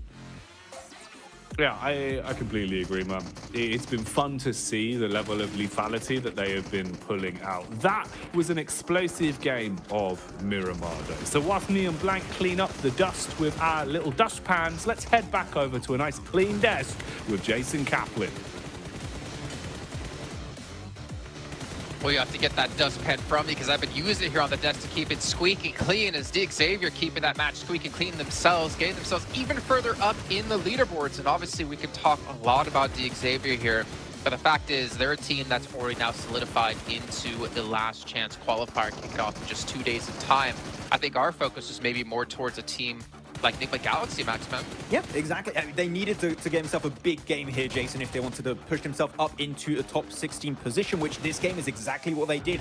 Because, guess what? They did not lose a player in the first 2 minutes of this match, so instantly that's going to increase your odds of being able to get a good game on board. And I think, Kalash, when you're looking at this game, we have positions like what FaZe were doing, maybe a little bit too split, making himself very vulnerable to Nigma Galaxy to then take what I think was possibly a game-winning position. So Nigma Galaxy saw an opportunity, saw a weakness in their armor, and struck right where they needed to. Yeah, FaZe really was not warm in this game at all. You might have had the circle come your way, you might have had a decent position, but you needed to regroup earlier. You needed to be taking decisions a bit more speedy with that regrouping, and that never occurred. So other teams around exploited them, like like, as you say, Enigma Galaxy. But Xavier shows in this lobby that you don't always have to be playing center. They could play edge. They can be able to sweep it. I don't think they've been the most flashy team across these 2 days of gameplay, but they've certainly secured themselves a spot in that last chance qualifier. And as Blank says, they have a great shot at getting to the finals. Yeah, Xavier clearly are a team that now look at that first place. They just overtook Mad Bulls and Influence Rage throughout today. So really strong performance from these guys. And one thing that stands out to me for Xavier is they are really good at reading the circle, in my opinion. They know how teams drop. They know how teams rotate and respond to specific circles, specific scenarios. And off the back of that, they can get the path of least resistance in every one of these situations where they can reach the late game. And if they have a good situation later on down the line, they can gun for those wins, as we just witnessed here on this Miramar. So sure, as you said, Kalaris, not flashy, sure, but they are getting consistent points to be able to compete for that first place. Well, then let me throw this your way, Kalaris. Xavier in first place. Are they a first place team? Out of all of this, no, because Influence Range is the first place team. They've played 6 games, and all of the teams around them have played 11, and they're still in third place. So I'm going to stick with the Brazilians for now, Jason. Well, that's the point I'm getting at, is that Xavier, yes, they're currently sitting in first place, albeit having 5 more matches than Influence Rage. But the fact is, for me, this isn't a team that's going to be a CCT. This isn't a team right now that's going to win the Global Championship Grand Finals in Turkey. And what the question is, what do they need to do to improve to potentially take home that trophy, or what can they do to take home the trophy? Kind of what I was saying before about them not being the flashiest of teams. Sometimes when you want to be a CCT, you got to be a bit flashy, right? You got to go out and get those 15, 16, 17, 18 limb chicken dinners. And right now, I mean, this has been so far their biggest game when it comes to the across these 2 days, but their previous victory, 6 limbs, right? Like, they know how to, as Max said, get to those circles, but they're not, you know, bombastic. They're not just blasting everything out of control. They're just, you know, easing in. Paragen is clearly, for me, the top frag of the team. He's been doing really good for himself, getting strong angles for the team. I just think when you put the entirety of Xavier in a 4v4 against other squads, I would see other squads possibly come out on top more consistently than the Xavier would, right? For example, I think Mad Bulls have really good fragging power in their team. I think Influence Rage, especially, I mean, when they're going to start coming in, I think they're going to be competing for that first place. So I think that would be the aspect of the gameplay where they could improve on, which is tough to do on such a small amount of time. But when it comes to macro and the overall rotational game plan, it's hard to beat right now. I would say they have some of the best in the lobby when it comes to reaching these late game situations. Okay, well, obviously we talked, you know, a little bit about the top of the table, but the bottom of the table is something I'm kind of worried about. We've already I talked about Quest, who have 1 match left, currently sitting in 22nd place. But Melise, they're in 19th place with 11 matches done. If Melise want to have any sort of chance of holding on into tomorrow, they have to have an explosive final match here. But honestly, I'm not really seeing it. And then I'm even looking further up the leaderboard. The next, Alter Ego, 10th place, 43 points. I'm not quite confident 43 points is going to be enough to keep you out of the bottom 8. But we'll see and find out as we're going to be heading to the final match here for Group Green. So we'll send it back to our casters of Jackie and Blake. Oh man, one last game to decide it all for today then, Blank. And we'll know how things are looking before the last day of the survival stage. It's been a great day of it, and I'm hoping that the last Miramar will deliver, because that one was already quite tasty. Yeah, I mean, it was a great game. I mean, having that many teams in one of our final circles is just not something you see very often at all. So I'm excited to see what they can do over in this match. I think there's a lot of teams here who are really just fighting for their tournament lives, right? And I think that's one thing that is very evident from a lot of the playstyle. You can see Reject get themselves hyped up once again because they have done fairly well, right? 59 points over 11 matches with the start they had as well, Jackie. I think that that's a fairly admirable result because I think today they've really brought it back to favor. Prestige Evos as well. Loving to see the performance coming through from these guys. I worried that they just didn't have the elimination power, but currently they're at 32, just 1 point behind Reject. I think that they're doing well for themselves.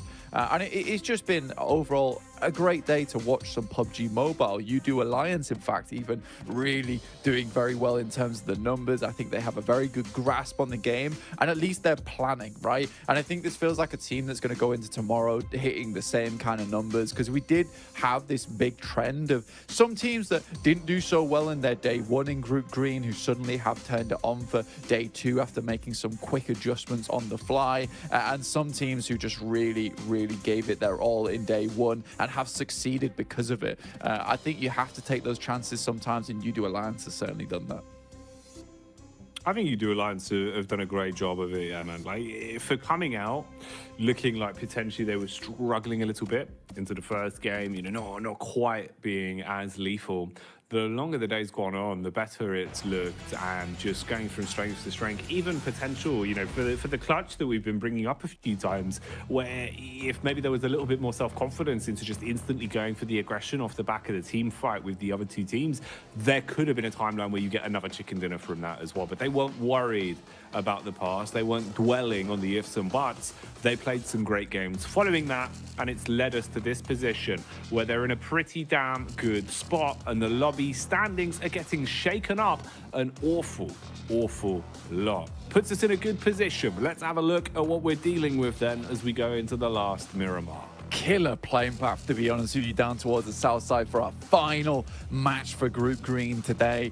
I think that this is not going to be one that a lot of teams are very happy about at all. For the Gladiators, who really did have their big step up towards the start of the day, they haven't done too much after that point. Doesn't set themselves up very nicely, and now they're forced to move away from the Cobarilla. Luckily, they're quite used to playing down towards the south side of Los Leones, so should be able to work with this one just a little bit, but this does put so many teams close together in the very early stages of the game. So I'm imagining we are going to see maybe one or two teams take quite a heavy hit early on here, Jackie. Yeah, surely there's got to be some early commotion kicking off here. Ooh.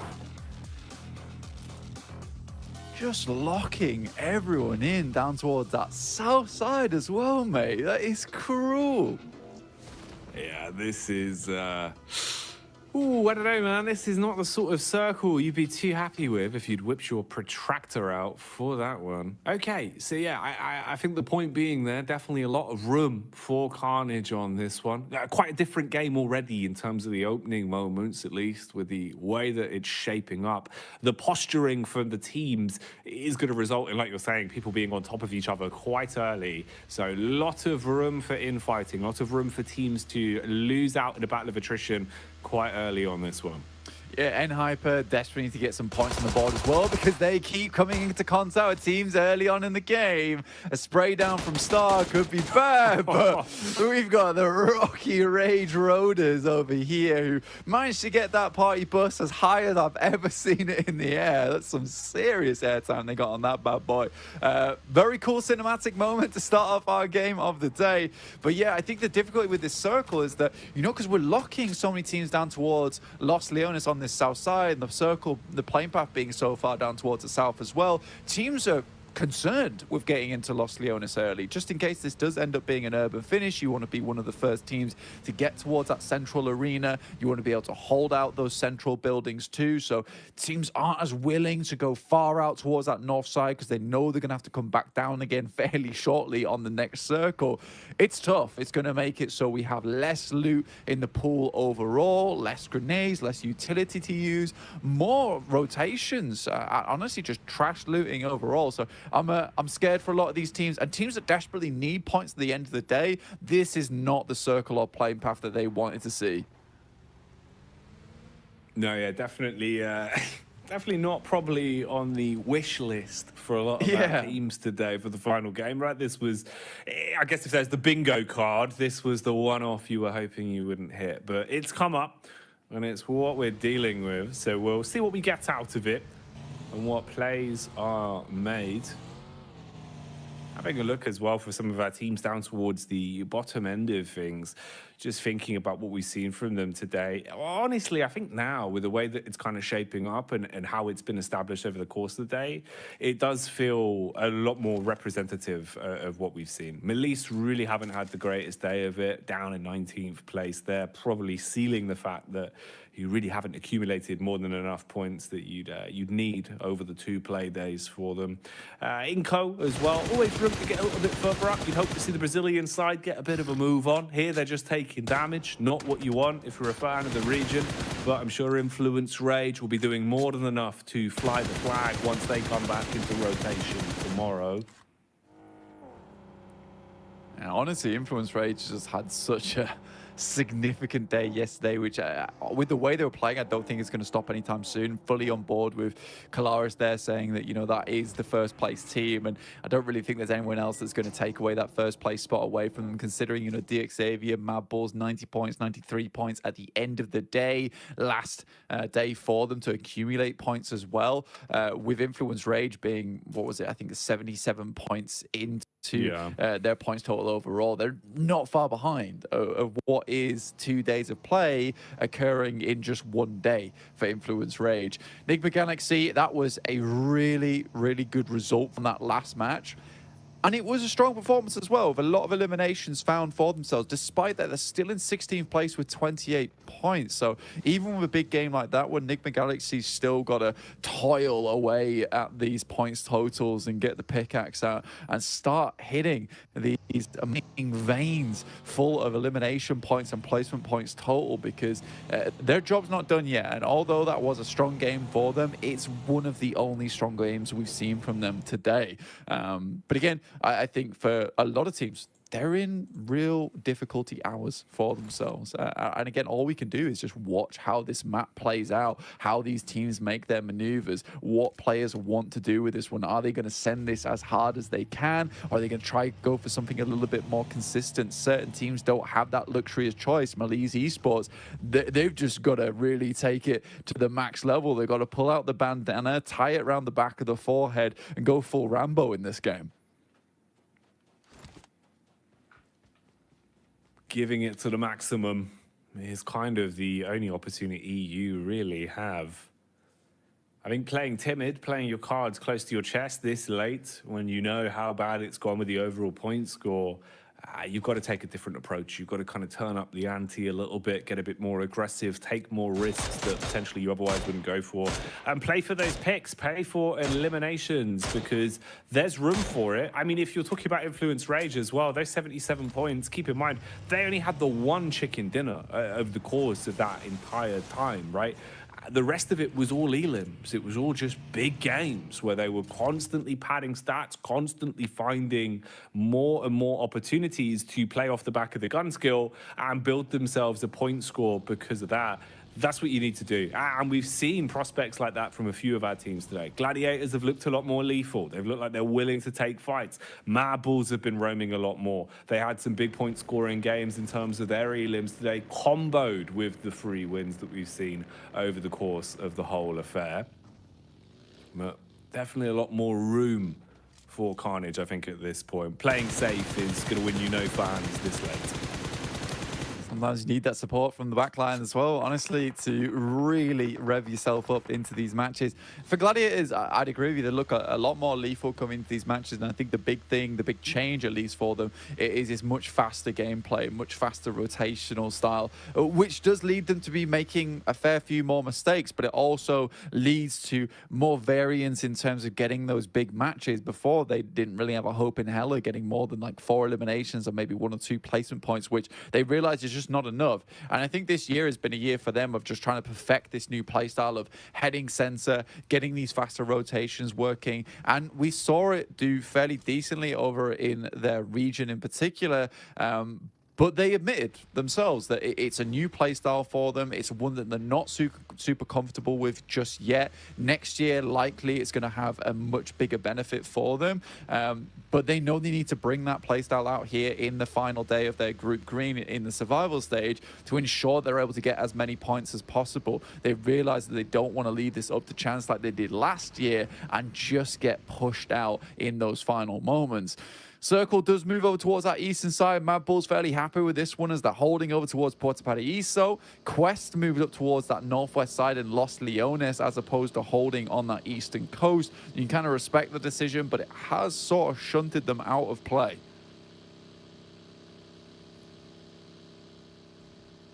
That's been synonymous with their brand over the course of the day as well, which has been unfortunate. It feels that they haven't really had too many opportunities to play the game out to the best of their abilities. Always very unlucky in some of the positioning.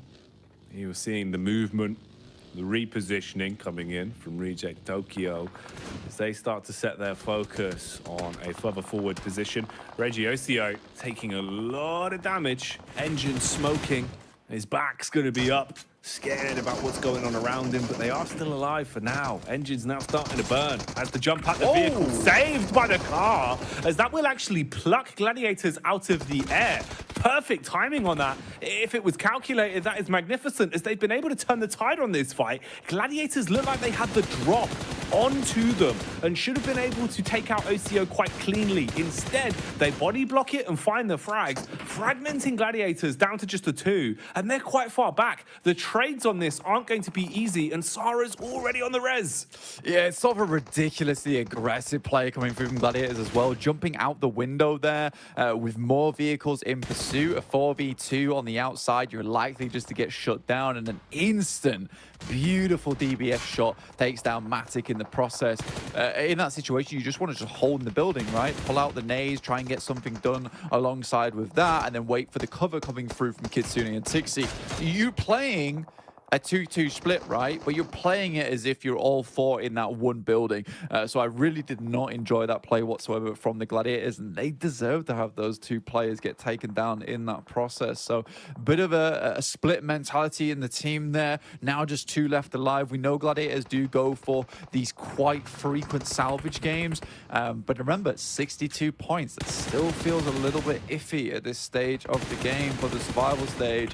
I think, you know, for them, it's all about trying to get as many eliminations extra as possible now, as many extra placement points, because after this, they're done. And that's the point we need to hammer home as well, you know, for the viewers at home, just so you understand the real influence of it.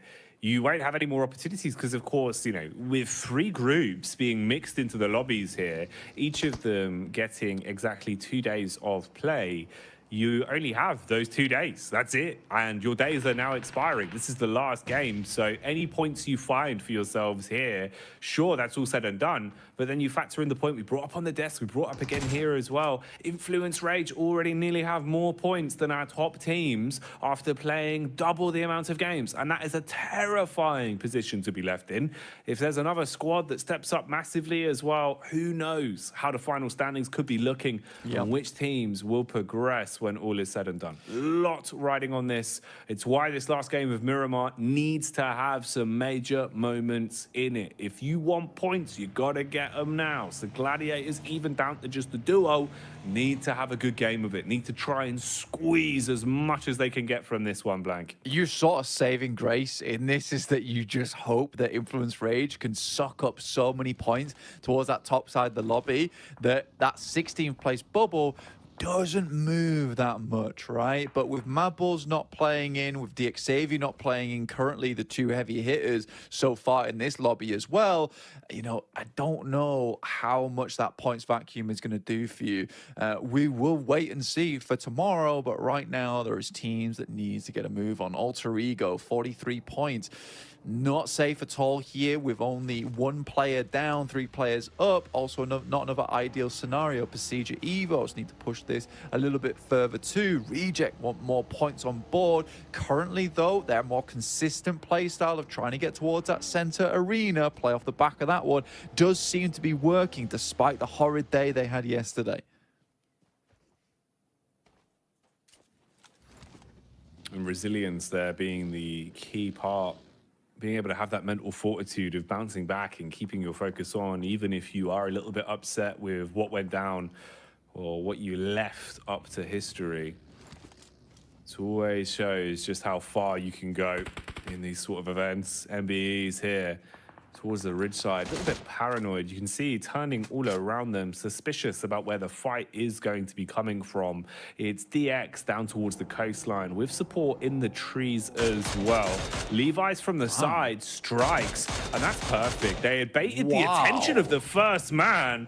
Oh, with all their focus down the ridge on Lamborghini, Levi's just ruins them. 2 back-to-back 6 shots, and he's just chock-a-block full of confidence now. They want to go in blank. Parajin's hot behind the wheel as well, so he's going to be coming in to assist. They're swooping in. This should be a cleanup on them. They outnumber them 2-1. Yeah, I mean, this is just a great play from DX overall, and you can see the quick flick decision in the sense of Levi sees that he's got 2 eliminations. I'm making the call now to push, but I'm going immediately immediately. The rest of the team instantaneously responds, and this is just the communication you can tell going through from DXavier. Very difficult to talk about communication a lot of times, but easy to see in this situation with a quick response coming through from the rest of the team of DXavier, and exactly why we consider them to be one of the best teams in this survival stage so far. ParaGin luckily hits that first aid kit just after the nade pops. Will bring him back up towards 70%, and although they did get those first 2 initial knocks here, DXavier's not sure whether pushing the issue here is worth it or just getting further in towards a circle. Reject taking a fight of their own alongside with Inco and Enigma Galaxy. They look incredibly low though here, with Reject trying to hold on. Nice nade from Sarah will finish off a lot of the boys from Inco, and now they are out, down in 21st place. Their day of play is over until tomorrow. 21 points. It's not too bad. It's not the end of the world. Could definitely have been worse for them. And like you said, they've still got another day to try and slay. Meanwhile, there is a battle raging on inside of this building. Control of the house team, 4-4. Link, close quarters engagement. Peppers the bullets around the corner. But just as we see the push in, Shotgun Superstar here for Voodoo Alliance. Jumps out the window, looking for the close quarters finish on that one. Knows that Misery's close by. Knows that he's going to be pushed by Luxy as well, but didn't expect the nade from the heavens. They dropped that one on him and blow him to bits. You do. Are able to clean up on that one and stay alive. Reset from the fight. Did lose a little bit to work with, but they'll still be pretty happy with how that's gone. Yeah, it's a nice little play there coming through from Procedure Evos to hold on here, because they're certainly a team that needs to, currently in 6th place, they want to get those numbers up a bit more. MBE Esports, honestly, for this team, 28 points up to 30 now on their first day of play. It looks fairly decent. Kitsune, last player alive now for Gladiators, well renowned for his survival in these squads, in these lobbies. See how much further he can get into this match, though, because there's a lot of pressure on him. That can change in this situation. Mad Bulls also trying to look for another good game on this one over towards the western side. Have 4 players up and running, 2 eliminations so far too. Everyone's on the move now. You can see the hyenas in the lobby realizing how many weakened players are lurking around and how many points that translates to. Levi's has been sick today. Really good with some of the shots that he's been landing. Here he tries to play with the timing and wait for the push on in, supporting off the back of the contact found from Lamborghini as they hit those shots pretty cleanly and leave us in a position where MVE are being dissected quite fast. Alter Ego, meanwhile, in the picture-in-picture view, as they're also scrapping. So 2 fights going down, stereo battles occurring here as everyone is looking to lay claim to a compound and get themselves some extra elims to work with. FaZe have handled the situation thrown at them from Alter Ego, and again, Alter Ego suffering today as they are out. With 44 points, it looks very worrisome for this team going forwards. So for Alter Ego, they just got to cross their fingers now and hope to God that no one comes ahead of them tomorrow. ParaGin drops out. It's Fistbite from top side, getting a good spray out, but not quite enough as DXavier handles them. And you can tell just the skill level from DXavier off the back of this fight. They get the 2 limbs, they move up. They have the wherewithal as well to be like, look, this fight's not worth taking. Let's go grab that high ground in front of them. Whilst we've delayed them a lot here, the blue's going to push them in. They're going to have to move up towards us in this spot, and we can take them out later. So there's plans upon plans upon plans here for DXavier, and it's just nice checkpoint gameplay for them, always having a good idea of what's going to come next and how to set themselves up best for it. So for DXavier, strong control on the south side, pretty much cleared out most of the deadly teams. It's just Enigma Galaxy as well as Reject ahead of them, who are both hurting in a big way. Enigma Galaxy down to 2, as are Reject. A lot of damage. A lot of broken rosters already. So you're not fighting at full power. It means that things are going to get a little bit more slapdash. Some of the plays might be a bit more haphazard than we were potentially expecting. DX again, just looking for damage onto FaZe, firing bullets up. They've got nice cover here from the ridge side positions. They're going to be happy with that, playing around it. Now Haji zoomed in, looking for feet from a substantial distance, and fair play. Al Haji, good read And perfect placement with the crosshair. Hits the shots onto Misery, and that is exactly what he's going through. A miserable way to go out as the zone will consume him. And he knows about Luxy Blank. He's sniffing him out and looking to punish. Mela will at least try and draw the attention his way. Easy. Might have a backstab on it. For now, though, this is looking pretty good for Quest. The high ground you've got to play with here is going to be nice for them. Makes a change for once. Yeah, for Quest, realistically, it's now or never. They kind of need a chicken dinner on this match and a fair few eliminations off the back of it if they want to try and at least have some kind of chance to get in towards that last chance. I just don't really see it happening. Again, it was very last game for Quest over in the group stage. It could be the very last game for them here in the survival stage as well. But with so many big squads still up and kicking, with DX down towards that south side, Mad Bulls off towards the western edge, there is that scariness to it. A little bit terrifying to pull through here for Quest. A lot of teams just hanging on for dear life now in this lobby. We're moving in towards some pretty rough terrain, right, where we're slowly sloping down towards that low ground in the center. Most teams attempting to hold on to this high ground on the edge as long as possible. Haji, back behind the driving seat, trying to find some space to play with. There's not much room, though. A lot of names all close by. A lot of room for a fight to kick off the back of the first domino falling. Melise will suffer from success early. It seems here they've taken a bit of damage that will slow them down. They are spreading out and going for the revive on Poser. They have to control the roadside. Supply drop in between them as well. Kishu goes for the advancement on that. Everyone else getting closer and closer as well. Duxan has started to rotate around, and that's up towards where we're seeing Quest play from. Quest that now engaged down on the road. Quick crash on NASA. Didn't expect to see this one as they go in for it. Full frontal assault in the building. Kante swinging Katana as he'll chop his way through the first with the shotty. Trade back by Star and Quest. It's slowing down for him, Blank. It needs to be a quick change of pace here. Al Haji, he's used all his bullets. Has to quick switch to the secondary. Hits the shot on the drive-by and snatches it away. 5 elims at least on this game so far, up to 24 points total, but with 3 players, he looks a little bit hopeless at this point in time, but there is a chance off the back of that. There is teams all around them. They'll have to fend off against FaZe, currently trying to push in towards Mad Bulls, trying to pick up some more points at the end of their day of play. Frozen will pick up on Zenz as he spots some more players coming in, and there is a jump out the window there as Frozen gets knocked himself, but Mormon is down. This is back and forth here.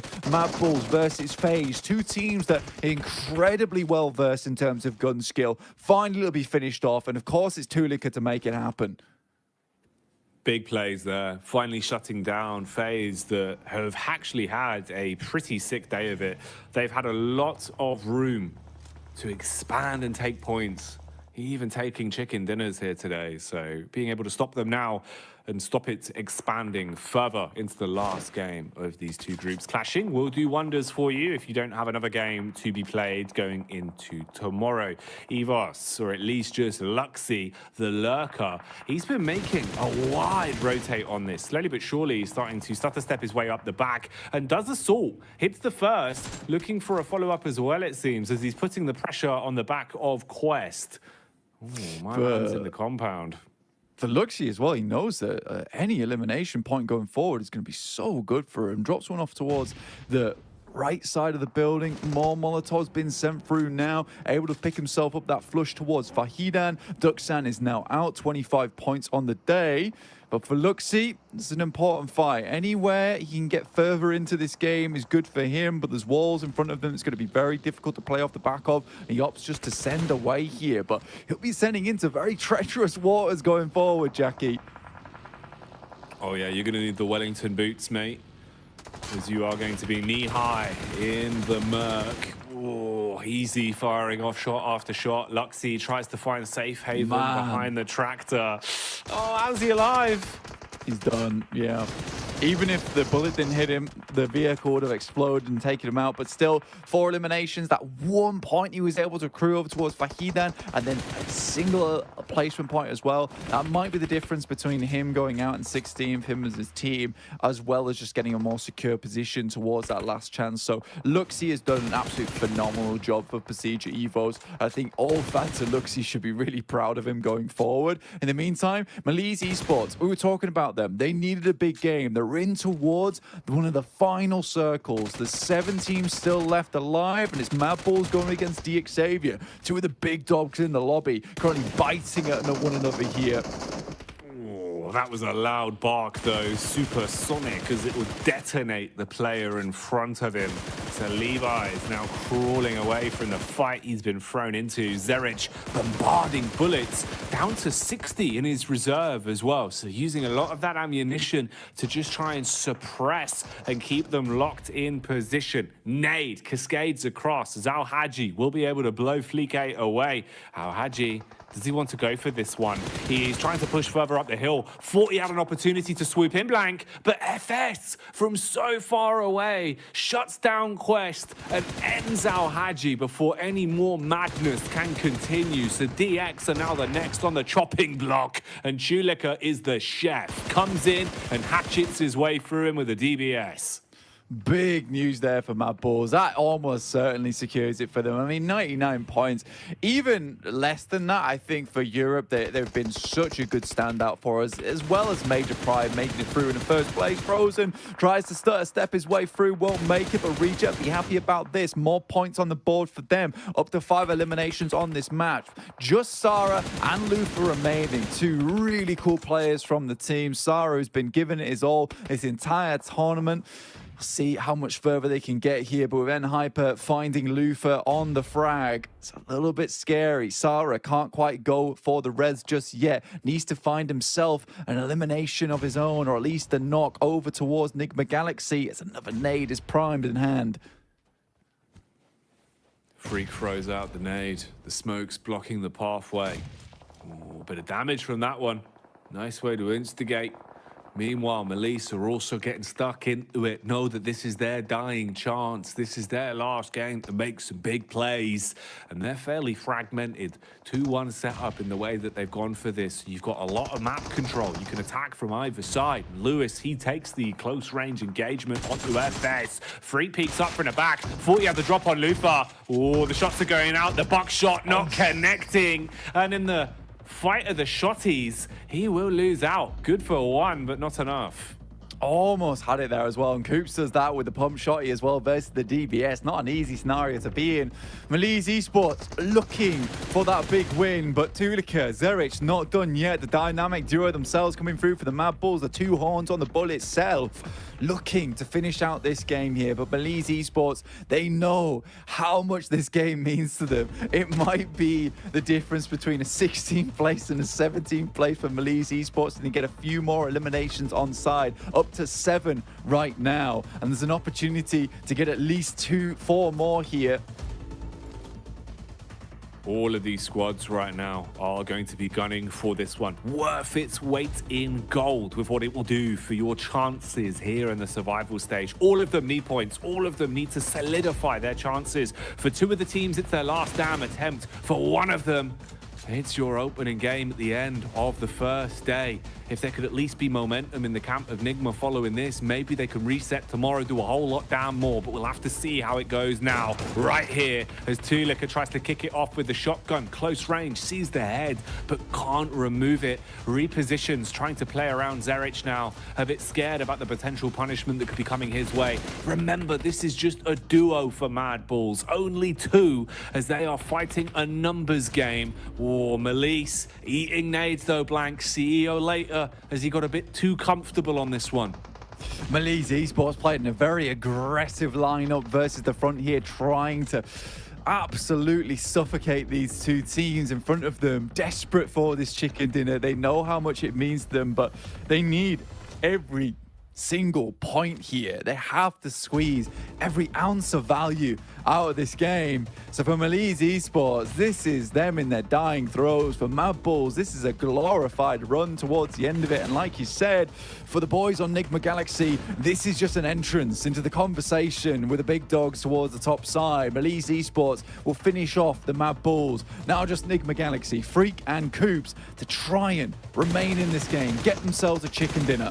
The Malise Scorpions are on the move, scuttling their way towards the final few players. They get the angle on Freak, should be an easy spray down. Slays on him just as CEO later expires. The chicken dinner is secured, and Malise will grab the final chicken dinner of the day. And their final plays, Blank, being so influential, it might just make the difference. Now it's just in the hands of the other teams, but they've done all they can to guarantee bonus points at the end of their games. Yeah, very, very tight here. Tighter than a yoga store for the guys on Malise Esports. I mean, they are going to be feeling very relieved after that last game. And I mean, it was now or never. We were saying at the start of the game that Malise Esports has to absolutely pop off them or Quest. I think that's 21 points on the game there. I think they currently had, I think it was 25 before this one. Yeah. So up to 46 points. Technically in a better position than Alter Ego, all things considered. Very, very surprising in that fact. But when it mattered most, Malise Esports were able to count themselves in for this last game.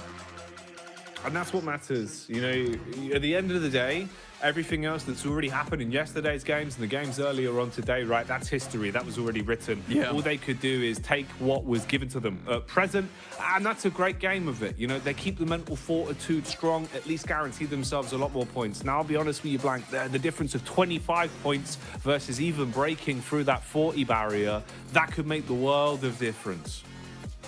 It is just so damn nice to have at the end of the day, because suddenly you're thrown a lifeline. And Malise Esports, we know they have them in him. Like, they're a good team overall. They were excellent in Turkey. It's just we didn't see that same firepower from them throughout this survival stage. It's just stressful to watch. It was indeed. Some stressful games, some crazy plays, and non-stop shenanigans. These are all words that could describe Jason Kaplan as well. So let's head back over to the desk and see what they thought about the explosive games we've had today. You also forgot about talented, handsome, tall, and all-around a good human being here, Jackie, as we're back to the desk with Max Van Cars. Keep a straight face. Come on, gentlemen. As we did see, Malise, a team that, of course, you said perfectly, of all the teams that Alter Ego do not want to see do well, was Malise. Was any of these teams at the bottom with 11 matches played, and Malise popped off here? Yeah, the teams that have played now 2 days that were down there, those were the ones that, the teams that were effectively going to end up being on the cusp really did not want performing well. And Malise absolutely knocks it out of the park with this last one. They've been sort of non-existent, right, Max, for the past couple of days worth of their gameplay. But this was, as Blank says, the lifeline that they need. They might end up being a cusp team here. We'll see down the line, but it's a lifeline they need. Over the course of 11 matches, Kalaris, they scored 25 points. They almost doubled 11 matches worth of points in a singular match with this chicken dinner, the 11 eliminations on top. Kizu in particular, like, fantastic off angles to make sure he was securing that late game circle to make sure that no players from Mad Bulls, no players from Nigma Galaxy could threaten that potential win. That is one of the most important chicken dinners you are going to see at this stage in PMGC. And as you said, Alter Ego at the bottom of the middle bar of the rankings, they are crying after a team like Malise win that. Oh man, this is going to be rough. Yeah, and it bears repeating, actually, the reason we're focusing on them is because they got, what, 44 points now across the 2 days, did Alter Ego. That makes them now the second lowest team that's played 2 days worth of games out of all of the teams, obviously the last being Quest, which is guaranteed done. So Alter Ego is not quite eliminated yet, not quite on the cusp yet. However, everybody else below them has only played 1 day, which is catastrophic for them potentially. If you're that team now, you're just going to be watching tomorrow's matches and just, Influence Race, please get 60 eliminations this match. Please just get every single win. I would love that. But I mean, there's a lot of chance that we will not see Alter Ego, because 11th position right now on the rankings, they could slip down really quickly heading into tomorrow. You know, I'm going to go ahead and say it. Malise, are the Turkish Gladiators, showing up exactly when they need to get to the next stage of the event here. Potentially, like we're saying, right? You can still see all the teams on the right-hand side in 13th through 24th place, minus Quest. Only 6 matches played. The problem is, going into tomorrow, as we said before, Group Yellow has had the strongest teams so far in this event. So it's going to be much more difficult here for any of those teams in 17th through 24th place to obviously rise up the ranks here. But it's going to be tough. I mean, if you're Altigo, if you're Melise, if you're, I mean, a couple maybe potential other teams out there, you're going to be sweating bullets, obviously, with these 2 teams in particular. What all is going to happen tomorrow? And it's never a good position to be in when the fate's taken completely out of your hands and you just have to sit back and watch. Yeah, it's going to be tough to fight for a top 16 spot when you got teams back in the lobby like Influence Rage, D+, Kia, BTR. Like, you're not going to have a lot of points available for those bottom teams. So it's going to be down to the wire. And of course, I mean, it's down to the wire because you've got the best teams in the world now, Jason. You're going to have top 16 down to top 5. Even the thing is, I'm even going further than just this stage of the tournament, right? Which is, sure, you might qualify in top 16. That's fantastic. GG, well played. I want to look for the teams that are competing for top 5 spot right now. Yeah. Those are the teams that might have a chance to go into the grand finals because reaching last chance alone doesn't do much for you. At least you have the point reset, but you need to look a little bit further than that. Okay, well, I believe we're going to be heading to the stage here for an interview, if I'm not mistaken. I'm not sure exactly who it's going to be with, or... Yeah, no, let's do it. Let's head to the stage and do it.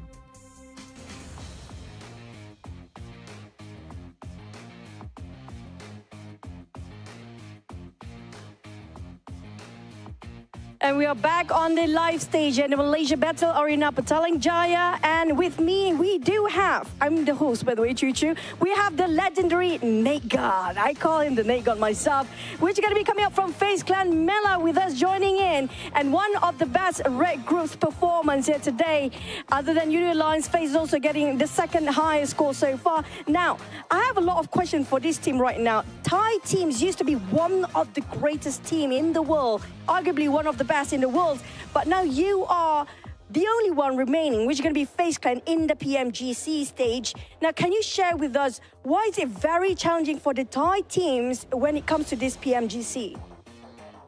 ก็คือว่าตอนนี้ไทยทีมเคยเป็นหนึ่งในทีมที่ดีที่สุดในโลกแต่ณตอนนี้ทีม FaZe Clan เหลืออยู่ทีมเดียวในการแข่งขัน PWGC ช่วยแชร์ให้เราฟังได้ไหมคะว่าทำไมการแข่งขันครั้งนี้ถึงมีความท้าทายกับทีมไทยเป็นอย่างมากก็ด้วยความที่สไตล์การเล่นที่เปลี่ยนไปจากรอบ C หรือว่ารอบภายในประเทศของเราครับก็ทำให้ทีมอื่นแบบไม่รู้รายการมูฟหรือว่าเล่นจากผิดจากที่เราคิดไปมากทำให้เราไม่สามารถปรับตัวได้ทันแต่ก็ต้องยอมรับว่าโซนลีกอื่นปรับตัวได้ดีกว่าเราครับ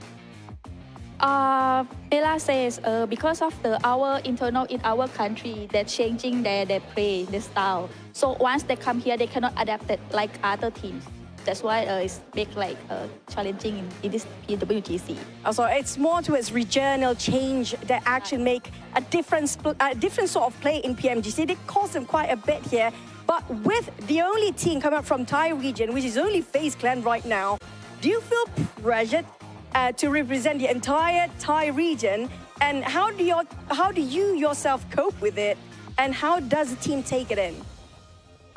คือตอนนี้เหลือทีมเราอยู่ทีมเดียวในการแข่งขัน PWGC แล้วเราก็เป็นตัวแทนของประเทศไทยเรามีความรู้สึกกดดันไหมคะในการเล่นครั้งนี้แล้วเรามีการรับมือกับมันยังไงก็รู้สึกกดดันบ้างครับก็เพราะว่าเราเป็นทีมไทยที่เหลืออยู่ทีมเดียวด้วยครับก็ต้องแบกความหวังจากทุกคนที่เชียร์ที่เป็นคนไทยครับก็จะทำให้เต็มที่ครับ So for him, he feel a little bit pressure because as one of the Thai team remaining here, then all of everyone like maybe like expecting the team to get in.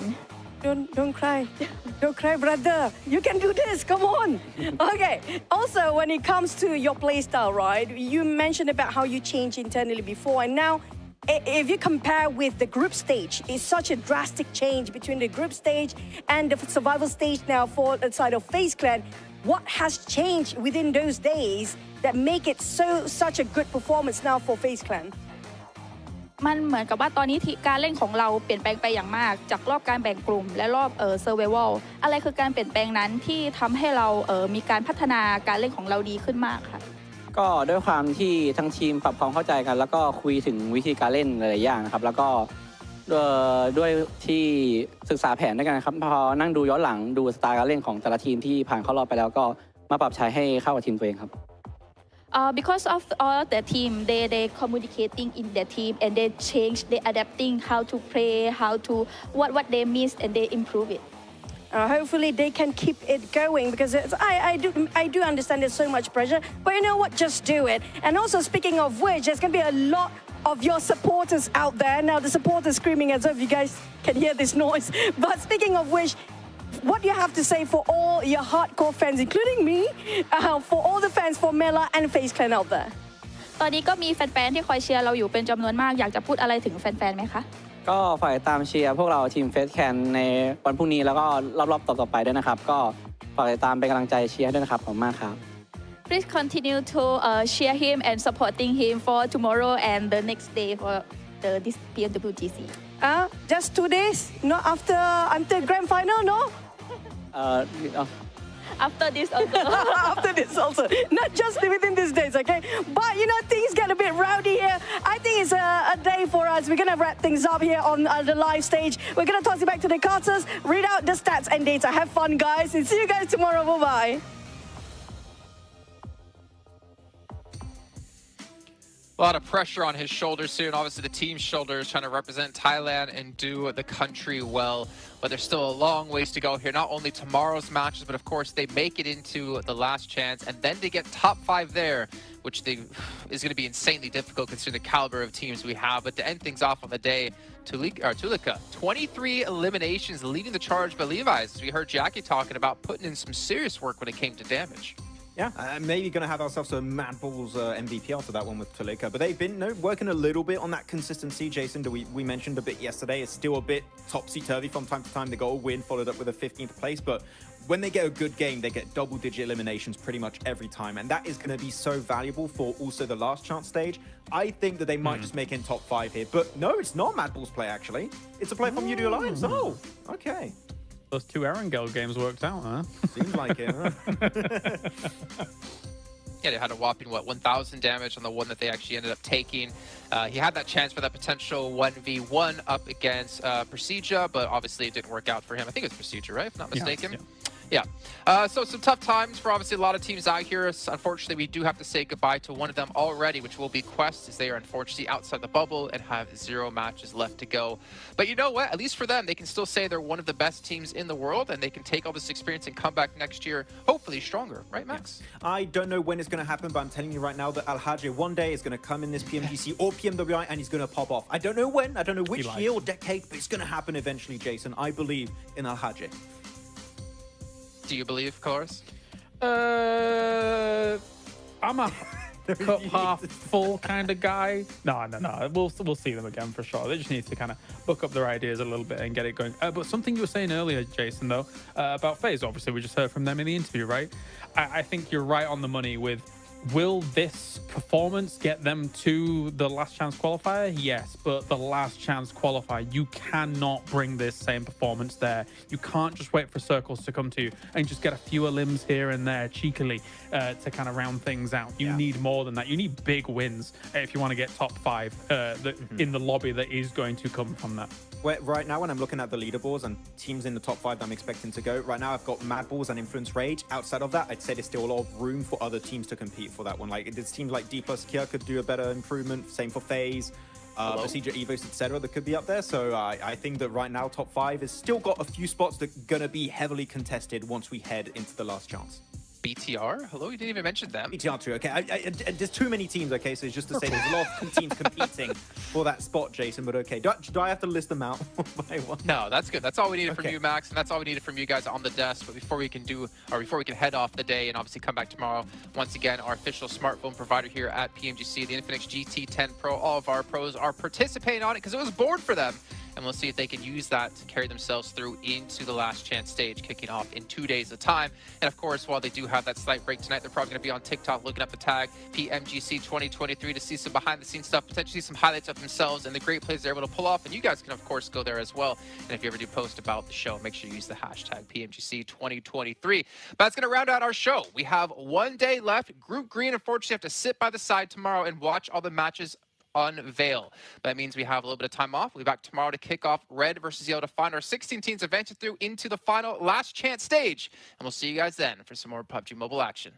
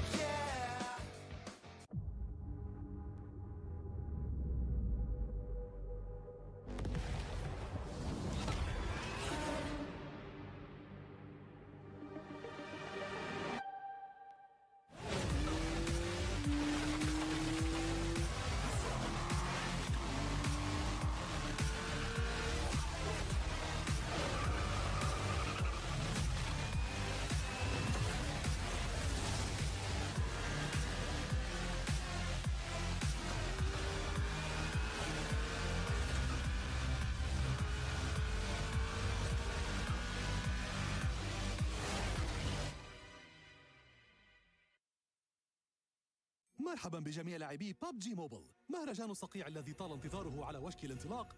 في إصدار 2.9 الجديد سنقدم معارك ذات أجواء شتوية ثلجية. المعارك الثلجية قادمة إلى المدينة. بالإضافة إلى ذلك ستستمتعون كذلك بتجربة تحديثات عالم العجائب والوضع الكلاسيكي. والآن لنتعرف عليها بمزيد من التفاصيل.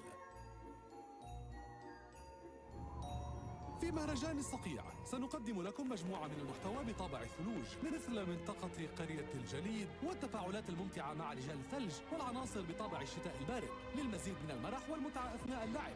ومع قدوم ديسمبر الساحر سيخضع عالم الصقيع لبعض التغييرات السحرية، فتابعونا لمعرفة كل جديد. لا تفوتوا الفرصة. أولاً لنلقي نظرة على المنطقة ذات الطابع الجديد، قرية الجليد. تغطي القرية مساحة شاسعة تبلغ 280 ب 150 وتحتوي على الكثير من الإمدادات، وتقع بالقرب من ستاربر في إيرانغل، وآيسبرغ في ليفيك، وغوروكا في فيكندي. وبالإضافة إلى المباني على الأرض، المنطقة تحت الأرض في برج الثلج المحظوظ تستحق إلقاء نظرة عليها هي أيضاً. استغل المبنى المكون من طابقين وعيش تجربة معركة جديدة تماماً. اقرع الجرس في برج الثلج المحظوظ وسوف تستدعي بعض المكافآت. فضلا عن ذلك يوجد في القرية كذلك سكة الحديد الجليدية التي يمكن أن تساعدك في التحرك في الأرجاء وجمع الإمدادات بسرعة، كما تتيح لك التنقل بين مناطق مختلفة في القرية بكل سلاسة، والذهاب إلى مكان آخر في لمح البصر للانتقال إلى موقع يعطيك الأفضلية في المعارك كي يتمكن فريقك من شن هجمات مضادة فعالة أكثر. وبالطبع عليك البقاء يقظا في كل الأوقات لتجنب الوقوع في كمائن الأعداء. تضم القرية مركبة مميزة ذات مقعدين، زلاجة حيوان الرنة. إنها خيار رائع للتنقل، حيث تتيح لك التحرك في جميع أرجاء الخريطة بسلاسة. أما للمعارك الشديدة جهزنا كذلك معدات معارك احتفالية وعملية خصيصا من أجلك. مدفع كرة الثلج ولوح التزلج. يمكن استخدام مدفع كرة الثلج بالعديد من الطرق، كما يتميز بالعديد من الخصائص. عندما تصوب على الأرض مثلا أو على مبنى يمكن أن ينشئ مخبأ ثلجيا من أجلك. عند استخدامه على الأعداء يمكن تحويلهم إلى رجال ثلج متحركين مؤقتا لتقييد حركتهم. وعند مواجهة المسطحات المائية يمكنك استخدام مدفع كرة الثلج لتجميد سطح الماء حتى تتمكن من السير عليه. إنه بلا شك سلاح عملي وممتع في نفس الوقت. بعد تحولك إلى رجل ثلج متحرك لن تقدر على استخدام الأسلحة النارية في القتال، وكل ما يمكنك فعله هو الإجراءات العادية مثل السير والركض والقفز والسباحة للهروب من مطاردات العدو. وستستغرق وقتا حتى تعود إلى الشكل البشري مجددا لنبني رجل ثلج معا. أيضا سيقدم لك لوح التزلج تجربة جديدة تماما، فبخلاف مساعدتك على الانزلاق والتحرك على مختلف الأسطح يمكن استخدامه كذلك مع مدفع كرة الثلج. اكتشف الاحتمالات المختلفة، استخدم الاثنين معا لتحظى بجميع أشكال وألوان المرح. أضفنا كذلك العديد من الآليات التفاعلية مثل البحث عن صغار الثلج وثلج الحظ ومنطقة الانفجارات الثلجية. عند رؤيتك لرجل الثلج المحظوظ على الخريطة لا تتسرع وتغادر بلا فعل شيء، حيث يوجد 4 رجال ثلج صغار مختبئين بالقرب من رجل الثلج المحظوظ. ابحث عن صغار الثلج ال4 المختبئين وعد بهم إلى رجل الثلج الكبير وستحصل على هدية تعبيراً عن الامتنان. يوجد العديد من ثلج الحظ منتشر في أرجاء الخريطة. حطم الثلج للحصول على الإمدادات الموجودة بداخله. جرب استخدام سلاح اشتباك لكسر الثلج بسهولة أكثر. بالإضافة إلى ذلك ستجد أن الجليد اجتاح بعض المناطق الحمراء في الخريطة، والثلوج المتساقطة ستضيف العديد من المؤثرات الممتعة. اللاعبون الموجودين في منطقة الانفجارات الثلجية سيتحولون إلى رجال ثلج متحركة إذا أصابتهم الثلوج، أما في حال هبوط الثلج على الأرض فسيتكون مخبأ ثلجي. في هذا التحديث لعالم العجائب سنقدم طريقة لعب مهارة تحول جديدة كلياً، وكذلك طريقة لعب الغميضة كي تستمتع بمهارات التحول إلى أقصى درجة. وبالطبع يمكنك استخدام هذه المهارة بإنشاء المزيد من الأعمال الممتعة. أضفنا كذلك نموذج خريطة قرية الجليد للاحتفال بمهرجان الصقيع مع المبدعين. فضلاً عن ذلك أجرينا بعض التحديثات والتحسينات على أجهزة طريقة اللعب وإعدادات معايير اللعبة والمحرر. لمزيد من التفاصيل يرجى متابعة مجتمع PUBG موبايل الرسمي. سنستمر في تقديم أحدث محتوى في واو للجميع. أما للوضع الكلاسيكي فقد أجرينا كذلك بعض التحسينات على المركبات والأسلحة النارية ووضع المبدع والحركات التعبيرية والإعدادات والمزيد. أولاً عملنا على تحسين بنادق القنص المميزة، فالآن يمكنك تجهيز بعض تلك البنادق بالتعديل الآلي بالكامل لإطلاق النار آلياً. عملنا أيضاً على تحسين سمات بعض المركبات والتحكم فيها لتحسين تجربة القيادة. أضفنا أيضاً آلية مرآب جديدة، من الآن فصاعداً يمكنك اختيار سيارة أحلامك أثناء المباريات. في الوقت ذاته أضفنا أيضاً ميزة تعديل المؤثرات الصوتية المخصصة، حيث يمكنك ضبط مستوى بعض المؤثرات الصوتية للمستوى الذي يناسبك. أما لوضع المبدع سنقدم بعض مزايا العرض السريع لمشاهدة رقصة النصر وعروض الألعاب النارية والأداء ذي الطابع لمملكة الصقيع الجديدة، كي يحظى اللاعبون بإمكانيات أكثر للمحتوى الإبداعي. بالإضافة إلى ذلك عملنا على توسيع حقيبة ظهر الحركات التعبيرية، حيث يمكنك الآن التجهز بحركات تعبيرية أكثر قبل دخول ساحة المعركة. انتهى استعراضنا للمحتوى الرئيسي في هذا الإصدار الجديد. فضلاً عن ذلك ستتم إضافة محتوى جديد إلى فعالية معركة الشعبية والمترو الملكي ومكافآت الموسم. لمزيد من التفاصيل اشتركوا في صفحة PUBG موبايل الرسمية. المعارك الثلجية قادمة إلى المدينة. لقد حققت الانتصار وحصلت على عشاء الدجاج.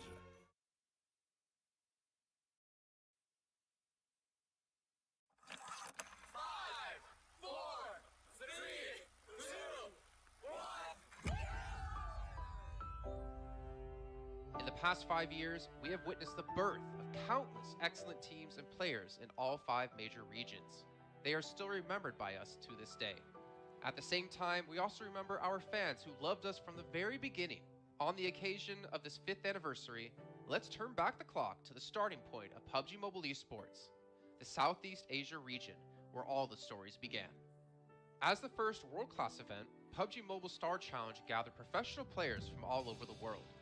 With continuous development, the 2019 PUBG Mobile Club Open Global Finals is undoubtedly the most exciting event. 2019 Fall Split Global Finals, ladies and gentlemen, give yourself a round of applause! Among the countless rising stars, one shined particularly bright. Bigatron Red Aliens, a team from Indonesia, Bigatron Red Aliens! just got first place in the PMCO Southeast Asia Fall Championship, earning the chance to compete in the PMCO Global Finals in Malaysia. In the subsequent prelim stage, intense competition kicked off immediately. And finally, they advanced to the Grand Finals in 2nd place. BTR demonstrated impeccable strength in the competition. By the end, BTR was leading the lobby by a significant 106 points, bringing the first ever championship title to the SEA region.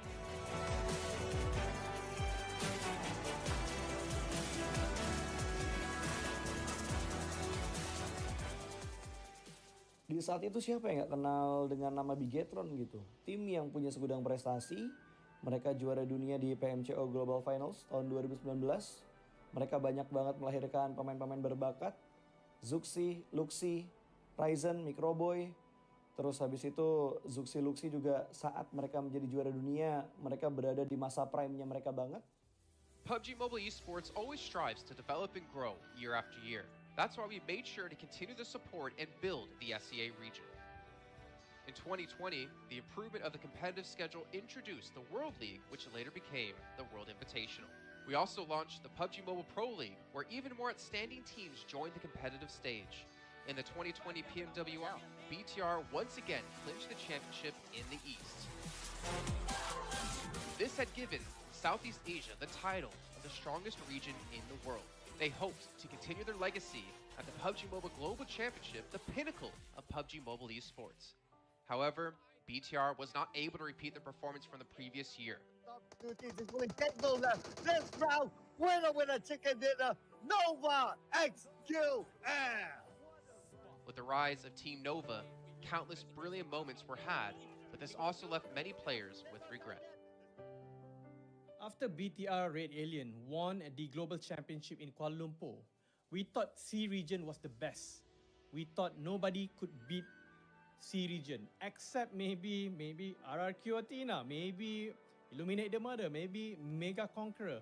But C region was the best at the time. And we get to the league. We heard of a team called Nova. We thought maybe this team is not that good. On the contrary, they owned all the teams. They were very good. Let's move forward to the year 2021. With continuous efforts, more teams and players joined the Pro League. For example, Xavier, who placed third in the 2020 PMWI East League, also secured second place in the PMGC East League. FaZe Clan also made their debut on the world stage. Có thể nói 2021 là năm thành công nhất của Dingo Xavier trên đấu trường quốc tế, khẳng định vị thế và tên tuổi của Việt Nam vô cùng mạnh mẽ. Còn với FaZe Clan, đây là năm đầu tiên họ đặt chân đến với giải đấu cao cấp nhất của PUBG Mobile, nhưng lại khiến tất cả những đối thủ khác đều phải dè chừng và e ngại.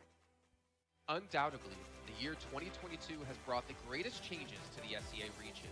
Vampire Esports emerged, dominating 2022 PMWI, winning both the main and after-party tournaments,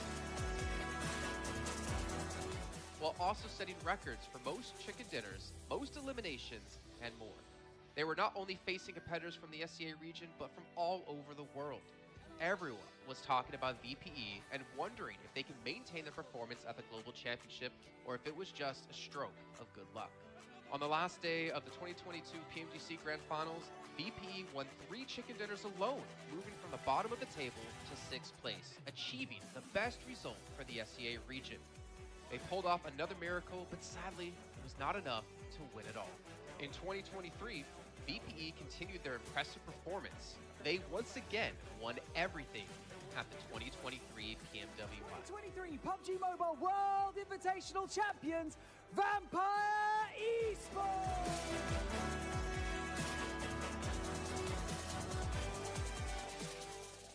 ก็ย้อนกลับไปในปีที่แล้วนะครับเอาจริงก็ผมมองว่าน่าจะโอ้โหไม่มีใครที่จะมองว่าทางฝั่งตัวแวมไพร์จะซักเซสได้ถึงขนาดนั้นนะครับเพราะยุคนั้นเหมือนทุกคนจะโฟกัสไปทางฝั่งตัวอินฟินแล้วก็เฟซแคทที่มีแบบว่าผู้เล่นดังๆนะครับแล้วก็ถ้าจำมันได้เหมือน PMGC ปีล่าสุดมากินไก่แบบเบิ้ลติดๆกันในวันสุดท้ายเหมือนเอาจริงน้องๆก็เคยบอกเลยว่าเฮ้ยเราเครียดกันไปหรือเปล่ามันเป็นตัวเองดีกว่าเล่นแบบปล่อยจอยได้แบบจอยเลยสุดท้าย3กระติดจบอันดับ6ของโลกซะอย่างนั้นนี่นะครับแวมไพร์สปอร์ตเดี๋ยวเชื่อจัด But don't forget, Alter Ego, an Indonesian team, showed a very strong performance by winning the Super League twice. The SEA Super League was an upgrade to the previous championship, which by many is considered to be the most competitive league in PUBG Mobile. They could potentially become the next legend of the SEA region. Untuk dibilang legend, gue rasa belum sih untuk Alter Ego. Walaupun mereka sempat ngedapetin back-to-back champion untuk di PMSL 2023, itu menurut gue hanya sekedar untuk ngasih pembuktian gitu bahwa Indonesia tidak kehabisan pemain berbakat. Ya mungkin contohnya Rosemary gitu. Datangnya dia ke Alter Ego tuh benar-benar jadi ujung tombak untuk Alter Ego. Dan gak berhenti di Rosemary. Masih ada Alpha juga yang didatangkan oleh Alter Ego untuk mengisi kekosongan atau kekurangan dari Alter Ego. Dan gue rasa PMGC 2023 ini akan menjadi ajang Global Championship pertama gitu.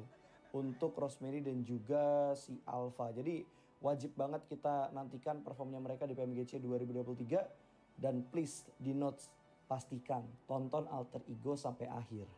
Of course, there are many more teams we haven't mentioned, but these teams will all take part in the 2023 PUBG Mobile Global Championship.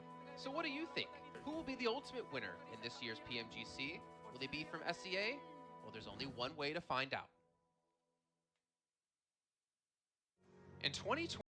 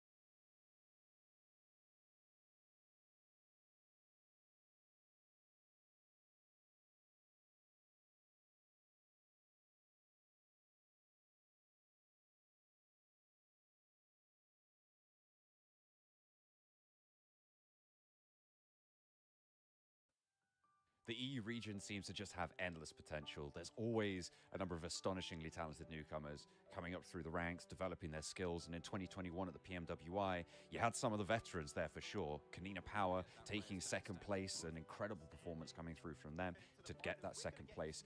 But not only that, you had the reorganized team for Next Ruya in 2021 who won PMPL Turkey. They came first in their region and then were invited on the back of that to the PMWI West to take third place. So these new talents working as this new roster at the time, a phenomenal resurgence there. And there's so much more left in the pipeline, I'm sure, for this region. I'm really excited for what the future has, and I can't wait to see what they've got.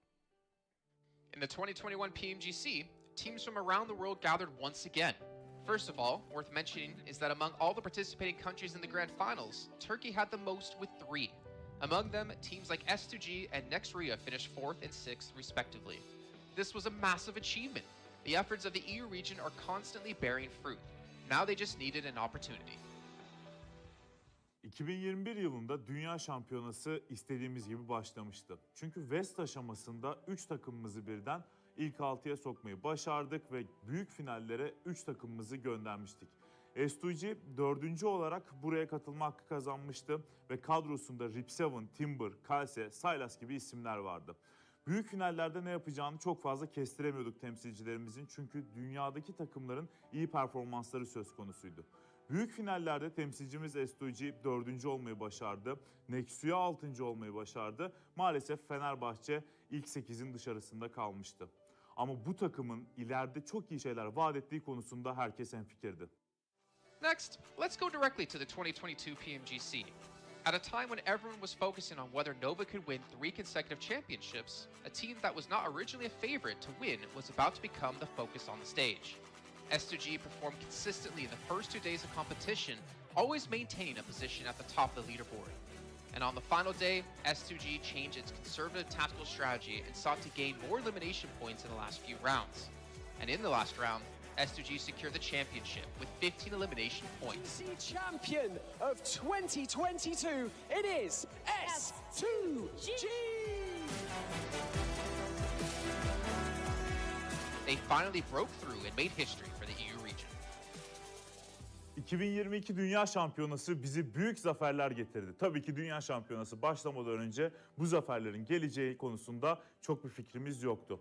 S2G kadrosunda bazı değişiklikler yapmıştı. Takıma yeni katılan oyuncular vardı. Özellikle Reis ile birlikte takımın form seviyesi gerçekten çok yüksekti. 2022 Dünya Şampiyonası finallerine 2 takım göndermeyi başarmıştık.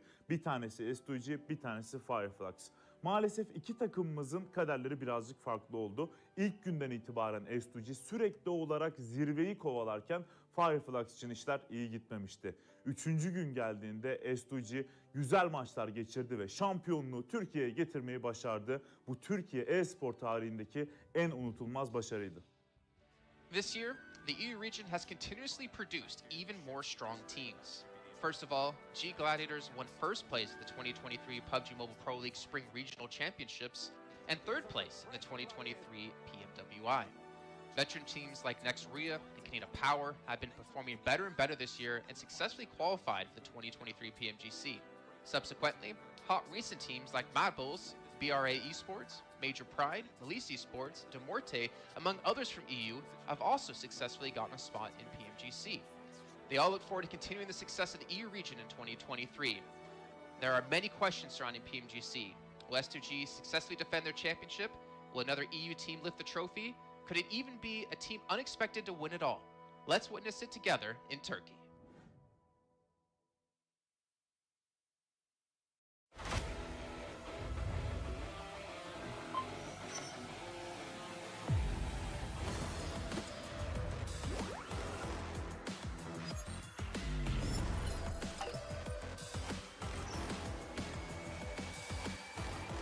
I'm Gold Investigator. Join the Investigator team and let's protect the game's fairness together. مقطع تعليمي لفعالية حفل الشعبية السنوي لعام 2023. مرحبا، أهلا بكم في حفل الشعبية السنوي لعام 2023. نقدم الآن منافسة جديدة تماما ومكافآت محددة. سيتوجب عليك لعب 10 جولات في مباريات بنمط 1 ضد 1 والتنافس مع الآخرين لتصبح أول بطل لحفل الشعبية السنوي الأول في PUBG موبايل. لندخل مباشرة في صلب الموضوع.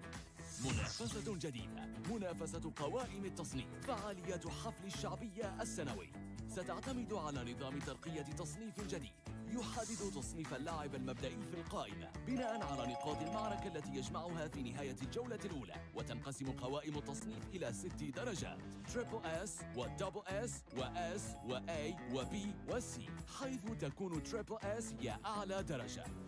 قواعد ترقية تصنيف: يتم تصنيف اللاعبين بناء على الشعبية التي يكتسبونها خلال فترة المعركة للجولات 1 إلى 9، ويتم تحديد نتائج التصنيف في نهاية معركة كل جولة. بخلاف قائمة تصنيف سي، تضم كل قائمة تصنيف 100 مركز، حيث تتم ترقية أعلى 20 ويبقى 60 في المنتصف كما هم، ويهبط تصنيف أدنى 20. إذا كنت تحاول الارتقاء في التصنيف فاحرص على البقاء في قائمتك والحفاظ على الحد الأدنى للتصنيف أو تخطيه قبل احتساب نتائج الجولة. أيضا لا يمكن ترقية درجات التصنيف أو خفضها إلا درجة واحدة في كل مرة. هذا يعني أن أدائك في جولة تحديد المستوى مهم للغاية. لا تفوت هذه الفرصة الرائعة.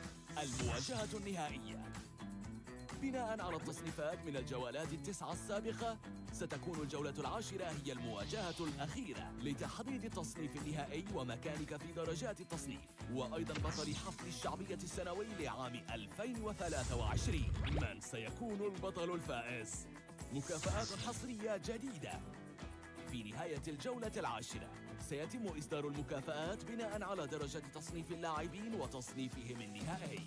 سيحصل اللاعبون المتميزون على مكافآت حصرية تخلد إنجازهم الكبير داخل اللعبة وخارجها. المكافآت داخل اللعبة تشمل لقب الشرف وإطار اسم الشرف وإطار صورة الشرف الرمزية، والتي بلا شك ستجعلك مميزا بين الآخرين. توجد كذلك كؤوس حقيقية ومقابلات وهدايا شعبية مصنوعة خصيصاً، وترويج على قنوات التواصل الاجتماعي الرسمية، وظهور في اللعبة ومكافآت شرف حصرية أخرى. اكتسب شهرة عالمية داخل اللعبة وخارجها. ماذا تنتظر؟ شارك في حفل الشعبية السنوي لعام 2023 الآن.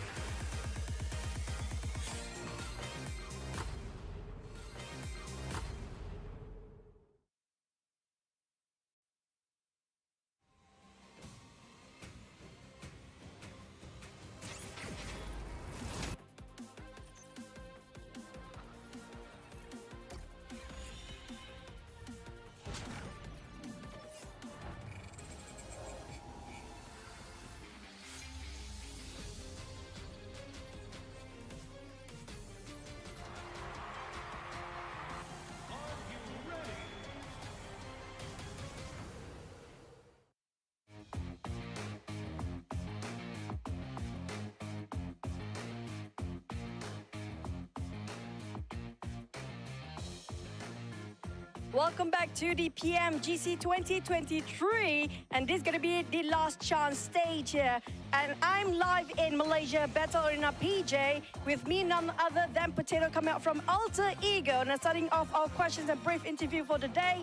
Now, for Alter Ego, you guys were PMSL champions back-to-back for 2 seasons, but it feels like there's a lot of challenges for you in the PMGC League stage. What was the biggest difference if you compare during the PMSL and even the PMGC now? Oke, jadi buat Alter Ego sendiri, kalian itu back-to-back champion di PMSL dan sekarang kamu berada di survival stage PMGC.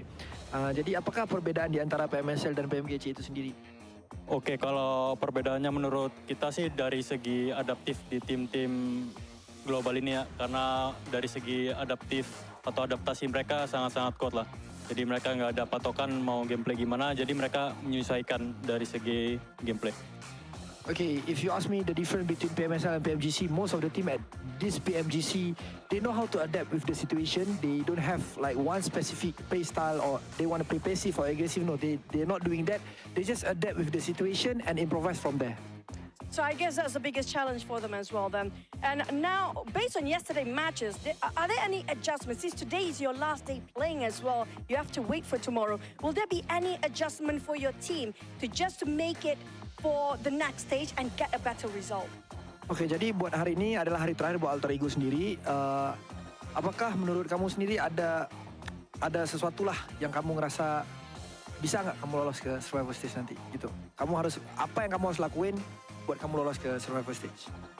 Apa yang harus kita lakuin sih pastinya lebih ke mematangkan kesalahan kemarin ya. Jadi kita belajar banyak dari kesalahan kemarin. Kita benar-benar adjust lah untuk hari ini karena hari ini kita terakhir bermain dan grup green besok masih grup red dan yellow masih bermain. Okay, so for me from Alter Ego,